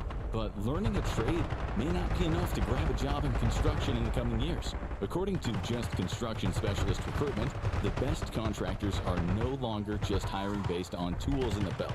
They're hiring based on tech fluency.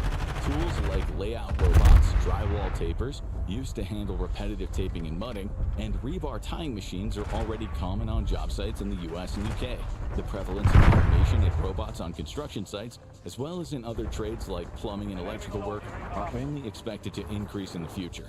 And so even though skilled trades are likely among the last jobs that will be fully replaced by robots, the kinds of skills a tradesman requires are going to change very fast soon. And they'll require a lot more training and education, one most people can't afford. Not to mention, even those trades are still subject to increasing automation, something that has a profound effect on both jobs and wages, with a surprising statistic you'll hear about in the next section. Because despite multiple politicians' promises to bring manufacturing jobs back to the US, this mass reversal of job outsourcing has never really materialized. Jobs were outsourced in the first place because of lower labor costs abroad, as well as the US's growing deficit with major manufacturing countries. The Economic Policy Institute estimated that a growing trade deficit with China cost 3.7 million US jobs between 2001 and 2018. Even if the US raised import costs and cut domestic wages enough to make factory workers competitive with cheap foreign labor, it still wouldn't solve the problem. Outsourcing might have taken away US manufacturing jobs, but now something else has replaced them entirely: automation. See, manufacturing output in the US continues to be near their peak, with 2025 levels just 5.5% below the country's all-time high in 2007, when a huge chunk of manufacturing jobs had already disappeared. In 1979, at the peak of manufacturing employment, 22% of the non-farm workforce in the U.S. was working in manufacturing, a total of 19.5 million workers. In 2023, that number stood at 12 million workers, or just 8.3% of the non-farm workforce. Meanwhile, according to the Brookings Institution, the manufacturing sector still generates $2.9 trillion for the U.S. economy, with output rising fast during the 1980s and 1990s, the same time when the labor in the sector was quickly falling. And today, even though the number of manufacturing jobs is smaller than ever, the U.S. was still the world's third largest steel producer in 2020. It was also the second largest automaker and largest aerospace exporter in 2021. Overall, the country was second worldwide in terms of manufacturing power, producing 16% of global output, coming in only behind China, which, it should be mentioned, has over 4 times the U.S. population. because most of the work has been taken over by machines for decades now. MIT economist and professor Darren Acemoglu found that between 1990 and 2007, adding just one robot per 1,000 workers reduced the employment-to-population ratio by 0.2% and lowered wages by 0.4%. Why would your boss pay someone when they could just hire a robot that never asks about health benefits or having food? This translates to each robot doing the work of roughly 3.3 workers. Not to mention, manufacturers can't even fill the job openings they have now. Consultancy firm Deloitte teamed up with the Manufacturing Institute in 2024 to survey more than 200 manufacturing companies on what their major challenges are. Over 65% of the companies surveyed listed hiring and retaining workers as their #1 challenge. That's not even mentioning the fact that many manufacturing workers are relatively old, meaning a wave of retirements is increasingly sweeping the sector. It's predicted that manufacturing will need 3.8 million extra workers by 2033, but up to 1.9 million of these jobs could go unfilled if workforce challenges are not addressed. But due to automation, only 2 in 5 manufacturing jobs these days are actually involved in making stuff at all, meaning 3 out of 5 jobs mostly require a college degree, as they're in design, engineering, research, development, sales, and finance, to name a few. The very things that many big tech firms believe will be replaced by AI. Carolyn Lee, president and executive director of the Manufacturing Institute, puts the number of manufacturing jobs that require at least a bachelor's degree at roughly half of all the current open positions. And that percentage is expected to increase in the future as manufacturing becomes more advanced and high-tech. It's part of a broader transition toward an economy where humans oversee machines rather than operate them or compete against them.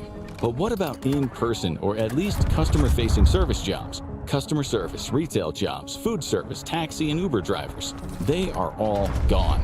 The emergence of chatbots and customer service agents entirely powered by AI is increasingly making customer service jobs a relic of the past. One McKinsey study found that AI-powered chatbots reduce operational support costs by 30%.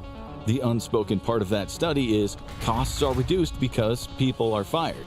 Giant companies like Lyft and Bank of America have introduced their own AI assistants or are using services like Claude AI to handle customer service.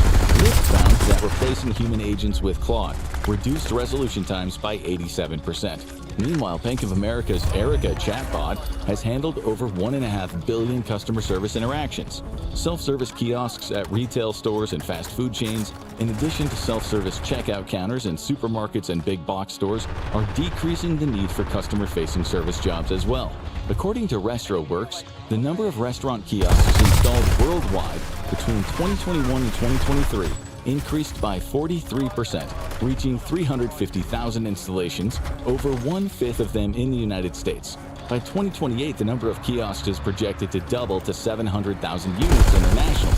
In fact, according to Oysterlink, 30% of fast food locations in the U.S. already use self-service kiosks in 2025, and that number is expected to increase to 50% by 2026. Workers at fast food chains like McDonald's, Burger King, and KFC are understandably nervous about this new tech coming for their jobs. One study by Cornerstone Capital Group found that up to 1.5 million fast food jobs could be replaced by 2025 because of the kiosks. But as of August 2025, the swaths of job losses haven't really materialized in the way that people thought. Fast food employees have been mostly shuffled around to other roles. But considering that the surge in this tech's use has been relatively recent, anxieties remain about the future.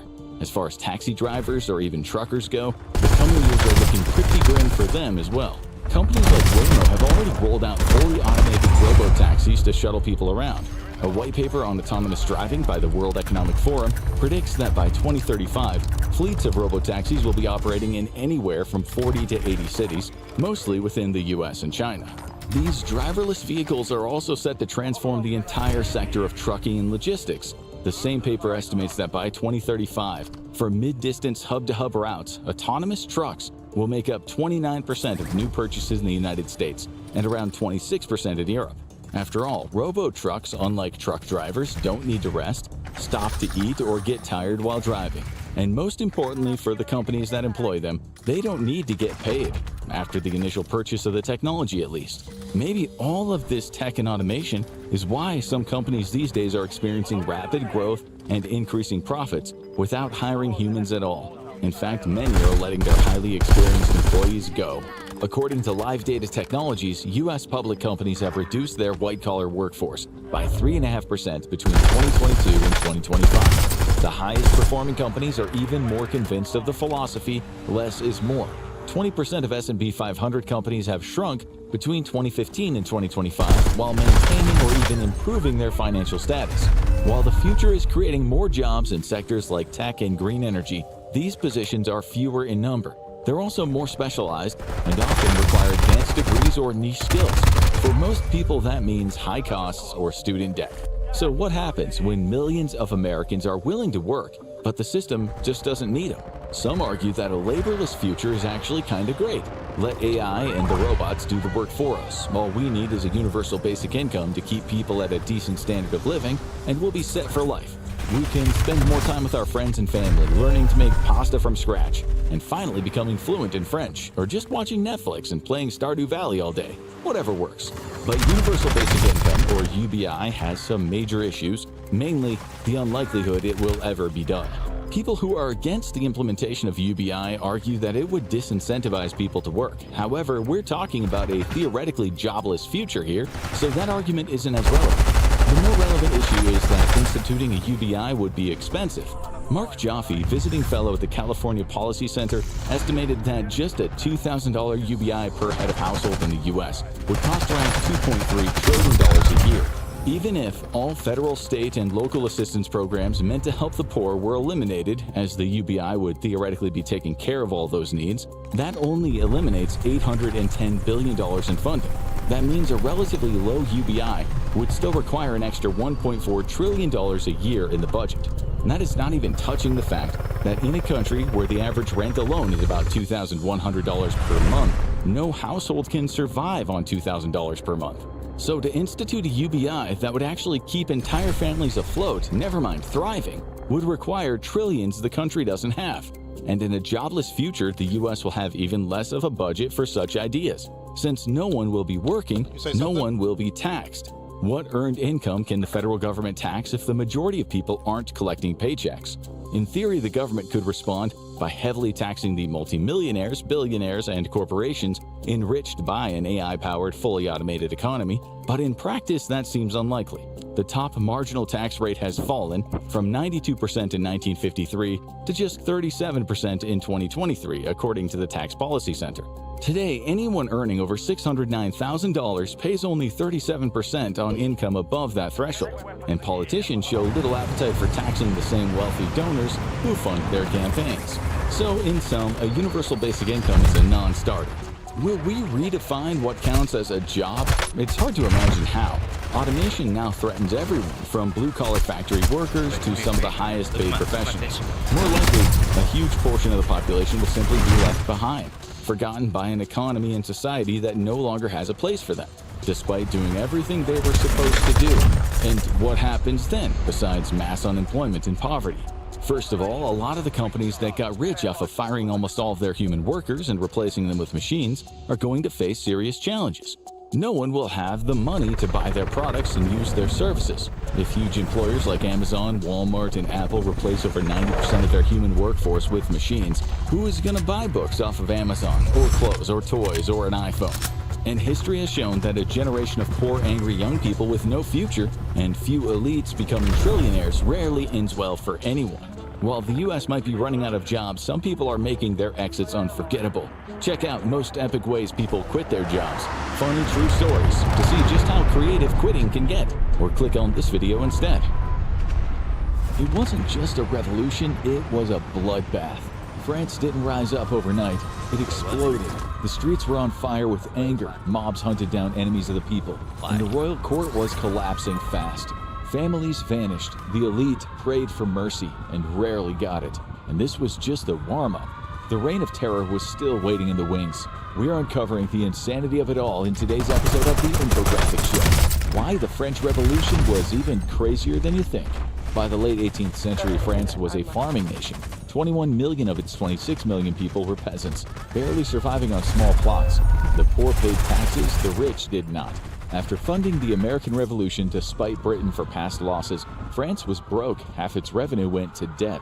Meanwhile, 400,000 nobles owned a fifth of the land, traded on the stock market, and shared their privileges with the church. Louis XVI wanted tax reform, but it had to pass through the Estates General, where the nobles and clergy could outvote the Third Estate, 98% of the population. Everyone knew the system was rigged. On June 20th, 1789, the Third Estate arrived in Versailles and found the doors locked, allegedly for cleaning. They knew it was a shutout, so they gathered in a nearby tennis court and they declared themselves the National Assembly, the voice of all France. The tennis court oath marked the true beginning of the revolution. But inside the royal palace, life went on unchanged. Marie Antoinette lived lavishly at Versailles, spending on fashion and gambling while her peasants starved. After years of a sexless marriage, she had only 4 children, only one survived. Reformists wanted a constitution and fairer taxes, not a revolution. Moderates like Mirabeau and Lafayette tried to guide the monarchy, but Louis ignored them. Too busy hunting and feasting. The entire country was cracking beneath him. He just couldn't hear it. As reformers drafted a constitution, Louis quietly summoned 6 regiments toward Paris, and then 10 as riots spread. Troops surrounded the city, fights broke out, mobs rioted, reformists were hailed, their enemies beaten. In the countryside, Enlightenment thinkers warned the king planned to dissolve the National Assembly. They spread pamphlets calling for resistance, maybe even civil war. Meanwhile, bread prices soared and nobles were accused of hoarding grain to starve the Third Estate into submission. Mobs flooded the streets, looting weapons from gunsmiths and cuttlers. At the Hôtel de Ville, reformists, mostly middle-class professionals, claimed authority over Paris and organized the National Guard to restore order on their terms. Meanwhile, chaos escalated. Stones were thrown at soldiers, arrests were made and reversed by angry crowds, but the protesters lacked one thing: guns. On July 14th, as rumors spread of royal troops entering the city, a permanent committee was formed. Crowds gathered at the Paris Invalides, where a massive weapons cache was stored. The governor tried to calm them, but no one listened. Just a quarter-mile away, 5,000 royal troops camped on the Champ de Mars. Many sympathized with the desperate crowd and were unwilling to open fire. Some even said they would rather join the rioters. The mob seized 29,000 to 32,000 muskets and 10 cannons from the Invalides, but they still lacked cartridges and gunpowder. The solution was the Bastille, a 14th century fortress and symbol of noble tyranny. Once a place of torture and exile, it now held only 7 prisoners and gunpowder, making it both strategic and symbolic. The drawbridge was raised, the windows shuttered, soldiers atop the towers hurled stones at the advancing crowd, men, women, even children, but they didn't fire. The governor claimed the cannons weren't loaded and no one would shoot, but the crowd jeered. Men attacked the pulleys with axes and hammers. As the drawbridge began to lower, the crowd surged forward. Then came the cannon blasts and musket fire. Bullets flew. People dove for cover. Some fell, others screamed. Members of the permanent committee rushed in trying to stop the bloodshed, but it was all too late. Bodies were already being carried out on stretchers. Fearing the violence would spread, they again urged the governor to surrender. Inside, guards waved white handkerchiefs, but the mob didn't stop. As the bridge dropped, guards were seized. Teeth clenched with rage, men and women swore that they would see them hanged. The plan was to send the prisoners to the Hôtel de Ville. But when one man shouted that a guard had kicked him, the mood turned. The mob exploded. Bayonets thrust into the accused. Cries of traitors rang out. The man who had been kicked took a knife, and as the crowd screamed, "Take his head," he began to cut. The extreme violence of the French Revolution was now in full flow. The mob paraded through the streets with severed heads on pikes, cheering as more blood was spilled. The so-called vainqueurs of the Bastille were hailed as heroes. The symbol of royal power had fallen, but as the fortress was torn down stone by stone, the revolution was already shifting, led by men with diverging versions for France. When the king learned of the Bastille falling, he asked, "Is this a revolt?" The reply was, "No, sire, this is a revolution." Reformists demanded the return of Jacques Necker, the progressive finance minister whose dismissal had helped ignite the revolution. Reluctantly, Louis addressed the National Assembly and announced the withdrawal of royal troops from Paris and Versailles. The streets of Paris buzzed with hope and energy. Among the crowd was Marquis de Lafayette, a young nobleman and American war hero, now a leading voice of reason in the French Revolution. He reassured the people, insisting the king had simply been misled by his advisors. Lafayette was commander of the citizens' militia, soon renamed the National Guard. Jean Sylvain Bailly, astronomer and National Assembly leader, was appointed mayor of Paris. To unite the city and the crown, the men wore cockades of red and blue, the colors of Paris, with white for the king. The tricolor was born. The mood was hopeful, but cracks remained. Necker wasn't reinstated, and peasants were still hungry, and distrust lingered. The people were right not to trust the king. In secret, he was already making plans to flee France with the queen, his mistress, and their 4 children. Under immense pressure, Louis rode to Paris. People lined the roads, clutching weapons and shouting "Vive la Nation" and "Vive Monsieur Lafayette." But not long live the king. The king looked more like a prisoner than a monarch. At the Hôtel de Ville, Mayor Bailly handed the king the tricolor cockade. Surrounded by armed citizens, Louis had no choice but to accept. He pinned it to his hat and climbed the steps, flanked by drawn swords and loaded muskets. The crowd cheered. The monarch now belonged to the Third Estate. Outside Paris, chaos spread. Riots erupted across towns and villages. Landowners fled as manor houses were looted, grain stores pillaged, and forbidden lands hunted and fished. Beggars, peasants, even middle-class families roamed the countryside, heading for the cities ready to join the revolution. It wasn't the outcome the moderates had planned. It was anarchy, fueled by rumors of counter-revolution and incendiary newspapers that had whipped mobs up into a frenzy. One man was hanged from a lamppost. His son-in-law suffered worse, his heart cut out and pinned to a wall outside the Hôtel de Ville. Their heads were paraded through the streets on pikes as crowds laughed and cheered. It was grotesque, like nothing anyone had seen before. But it was the new normal. Crowds now screamed for more heads. Each day brought fresh rumors, counter-revolution, royal plots, foreign armies on their way to crush the people. The Spanish were coming, then the Poles, the British.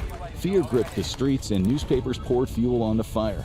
No one did it more eagerly than Jean-Paul Marat, the radical voice behind the newspaper L'Ami du Peuple, the friend of the people. He demanded blood, calling for vigilance, for purges, for more executions. His words helped spark the Great Fear, a wave of national panic that swept cities and villages. The National Assembly had unleashed something it couldn't control. Talk turned to tearing down the feudal order, abolishing noble titles, religious privilege, and rewriting the tax code. The Assembly even drafted the Declaration of the Rights of Man and of the Citizen, declaring all men born and remain free and in equal rights. But little changed for the peasants. The liberals talked, some prospered, the poor still starved. When word spread that the king had thrown a lavish ball at Versailles where women wore white cockades and drunk soldiers tore off their tricolors to toast the monarchy, fury exploded in the streets. As people queued for bread that they could barely afford, radicals called for action. The average French citizen ate 4 pounds of bread daily, spending half of their wages on it, most of the rest on firewood and lighting. Prices soared. People chose between food and heat. Riots erupted. Armed guards stood watch at bakeries. Meanwhile, at Versailles, the royals dined on delicacies and reportedly mocked the revolution. It was too much to bear. It was the women who snapped first.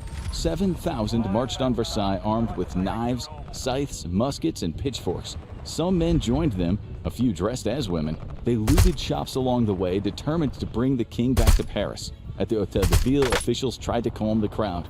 As a compromise, a small group of women were chosen to accompany the members of the National Assembly to Versailles.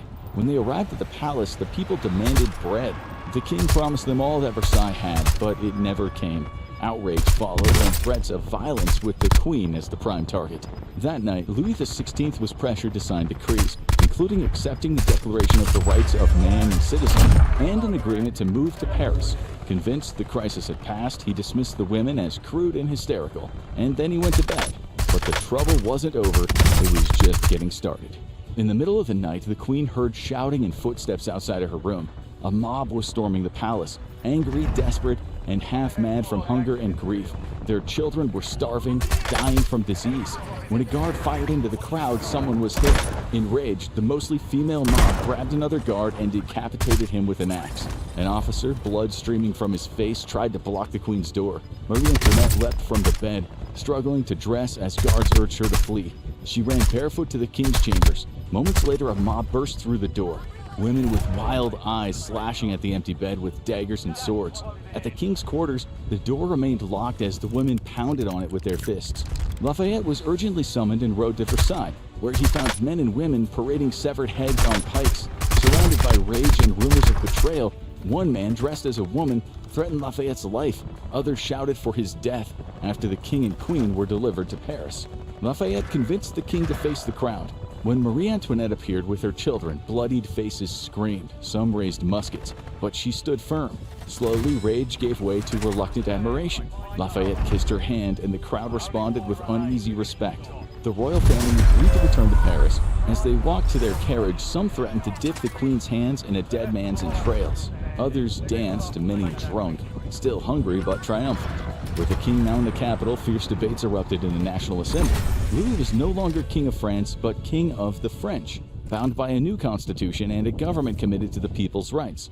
For now, he swore to uphold it. Crowds cheered on the Champ de Mars, and by spring and summer of 1791, it felt as if France had been reborn. There were still outbreaks of violence, peasants suffered, but salons buzzed and cafes thrived. The aristocracy walked in the streets in peace. Yet the king, quiet and withdrawn, grew restless. He couldn't move without the National Guard.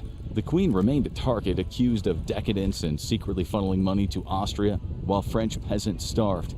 So in secret, the king listened as counter-revolutionaries urged him to prepare for civil war, flee France, and wait for the order to be restored. The plan was to escape to Austria, where his brother-in-law would raise an army and crush the revolution once and for all. On June 20th, 1791, the king, queen, and their children slipped out of Paris under the cover of night. They had little money. They feared selling Marie Antoinette's jewels would raise suspicion. In plain clothes, they set off for the Austrian frontier, hoping to rally troops along the way, but none appeared.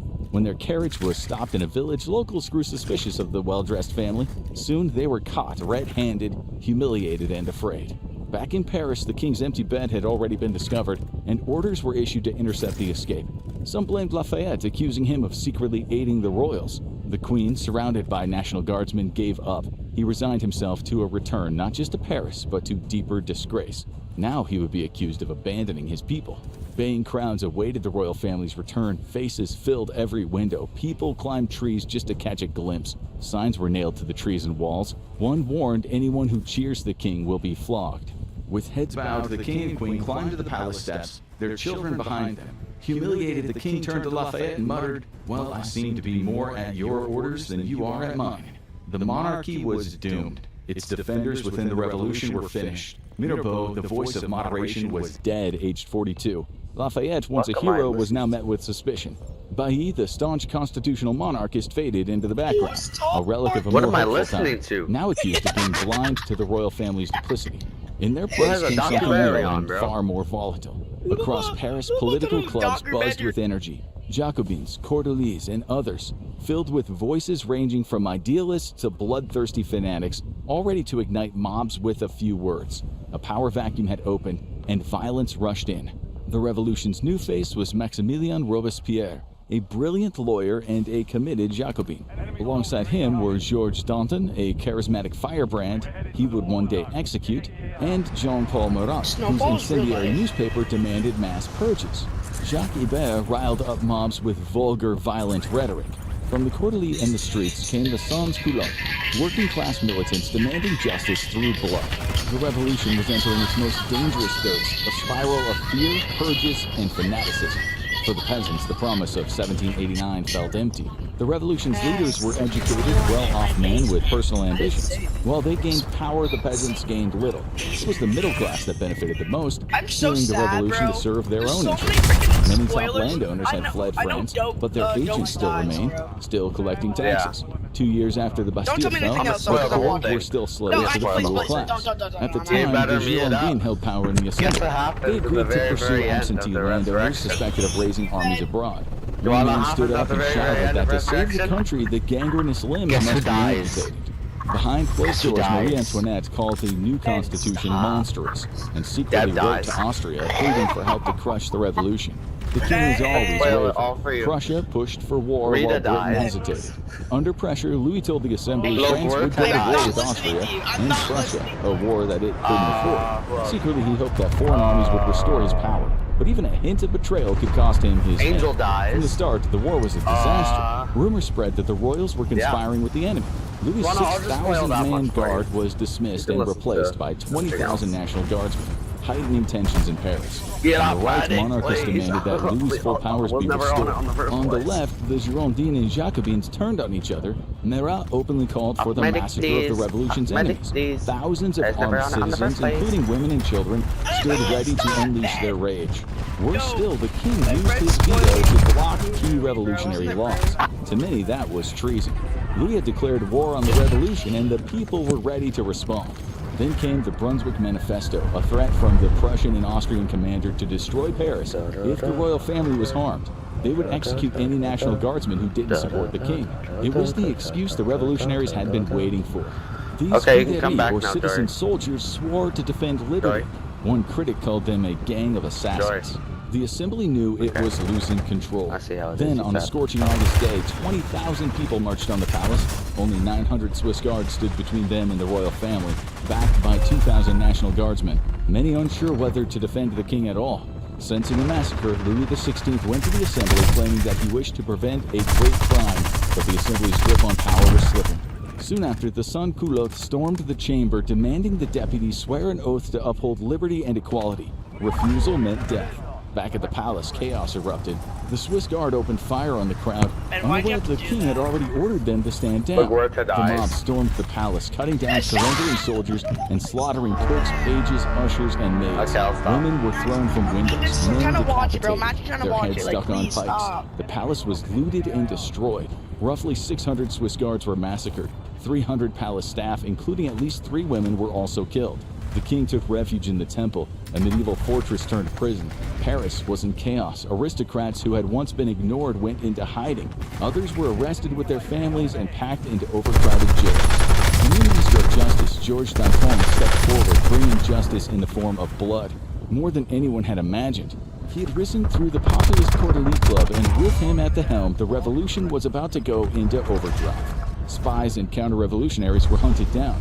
Vigilance committees roamed the streets. Jean-Paul Marat and Jacques Ibert fueled panic through their newspapers, warning that if foreign armies reached Paris, the prisoners would rise and join them. The prisons had to be purged, and the mobs obeyed. They stormed the prisons, killing nearly everyone inside. Most were men, but some were women. Even the mad and the sick in the prison hospitals were slaughtered.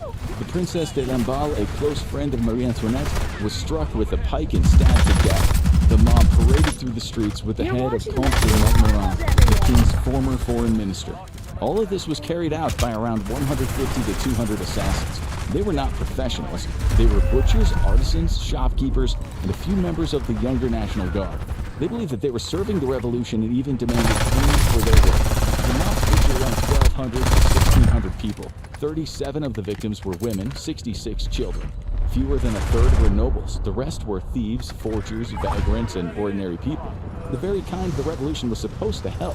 Jacques-Nicolas Biot-Varin, a lawyer and close ally of Robespierre, praised their actions. Slaying enemies of the people, he said, was a patriotic duty. In August 1792, the National Convention was formed. It abolished the monarchy and granted voting rights to all men regardless of class. The French Republic was born. Peace was nowhere in sight. The Girondins and Jacobins turned on each other, each accusing the other of seizing too much power. The Jacobins, now the dominant in the convention, became known as the Montagnards, the most radical faction. Their leading voice, Maximilien Robespierre, believed virtue and justice could only be achieved through terror. The wave of executions that followed would come to be known as the Reign of Terror. The Montagnards demanded the king's execution, and only a few Girondins objected.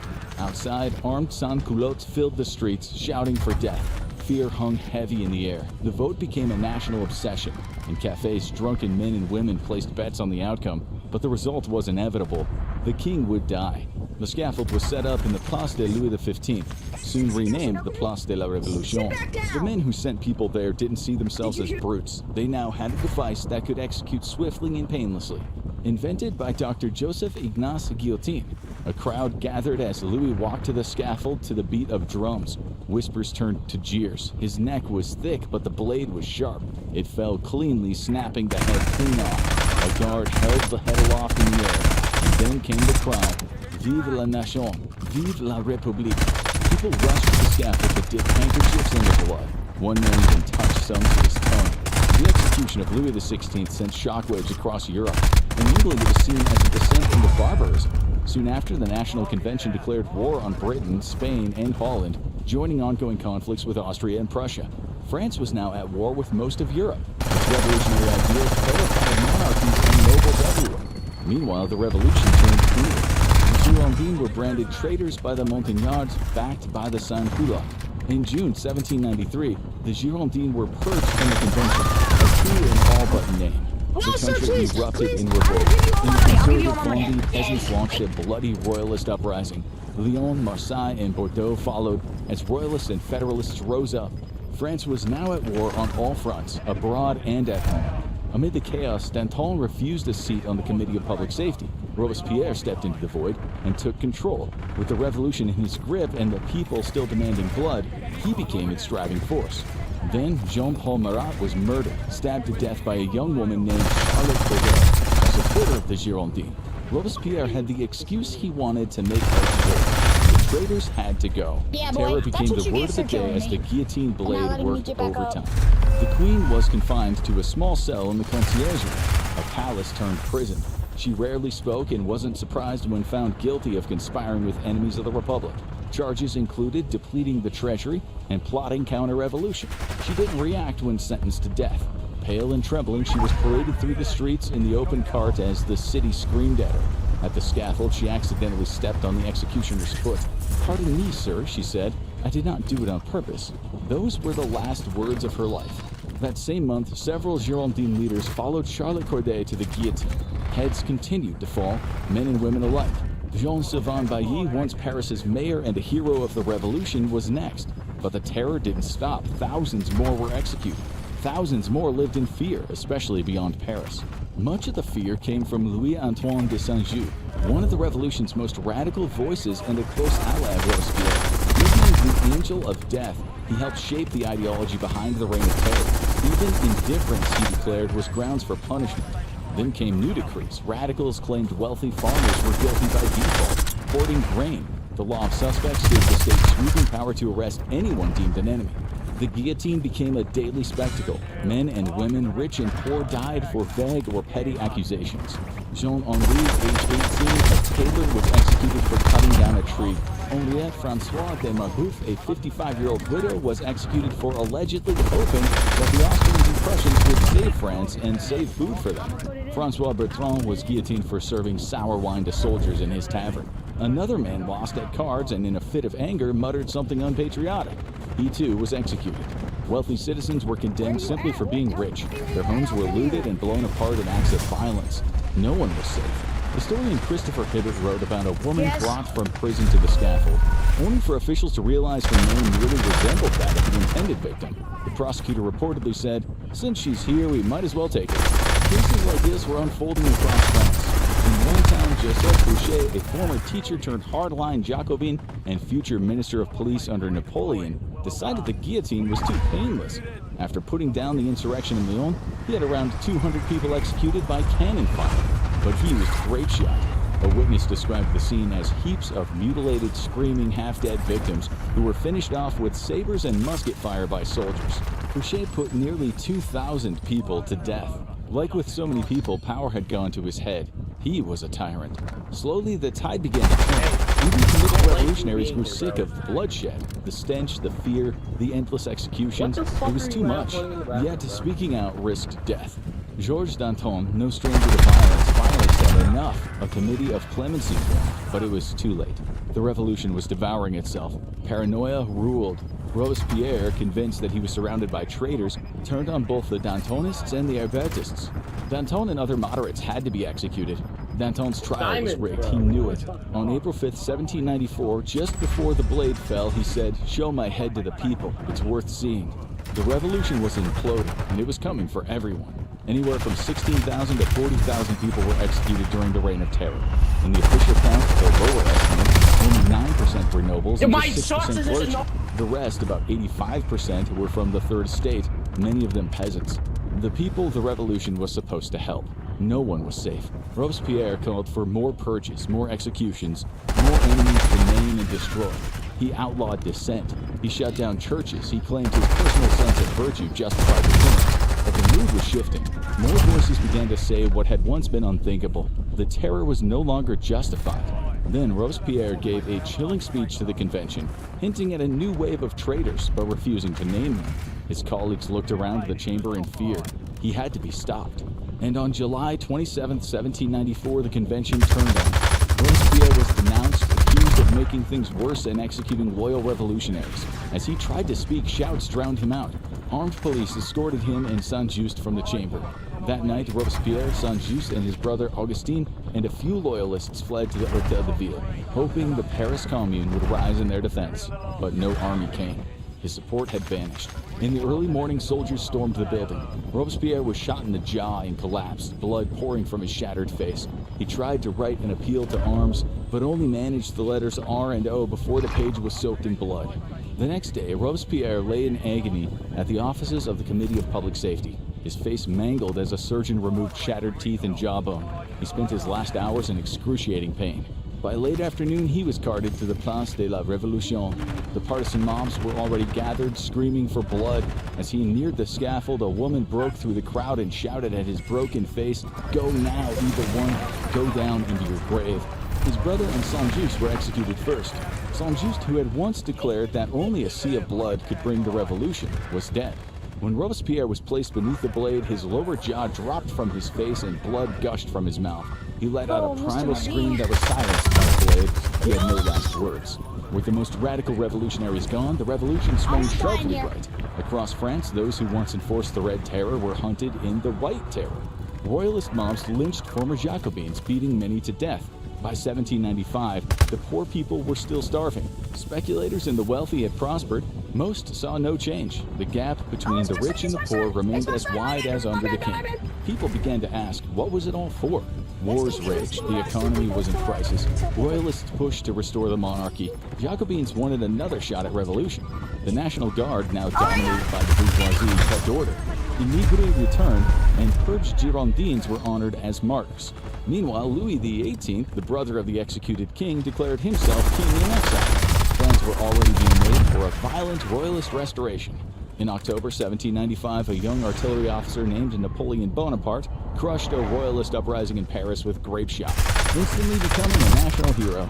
A year later, his victorious campaign against Austria boosted both his fame and political power.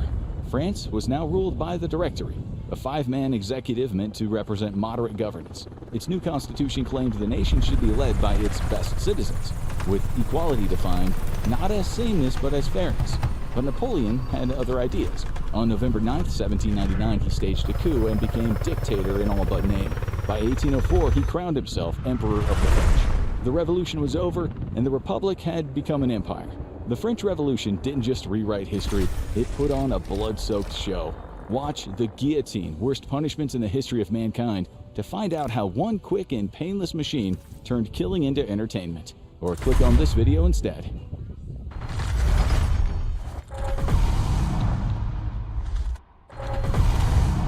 It has once again been a real doozy of a week. PU, and not a very fun one.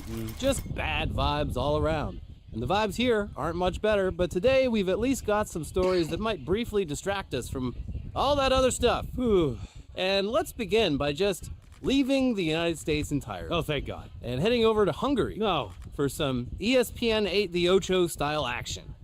Occupational skills competitions have been getting bigger and bigger in recent years, whether it's people competing to be the best at forklift operation, Excel spreadsheets, cutting down trees, or a seemingly endless list of other activities people usually do for work, but in this case do for glory, prestige, and maybe a little bit of money. But mainly it's the bragging rights. These competitions tend to skew more modern in terms of the skills that they showcase, but over in Hungary, they recently held the World Cup for one of the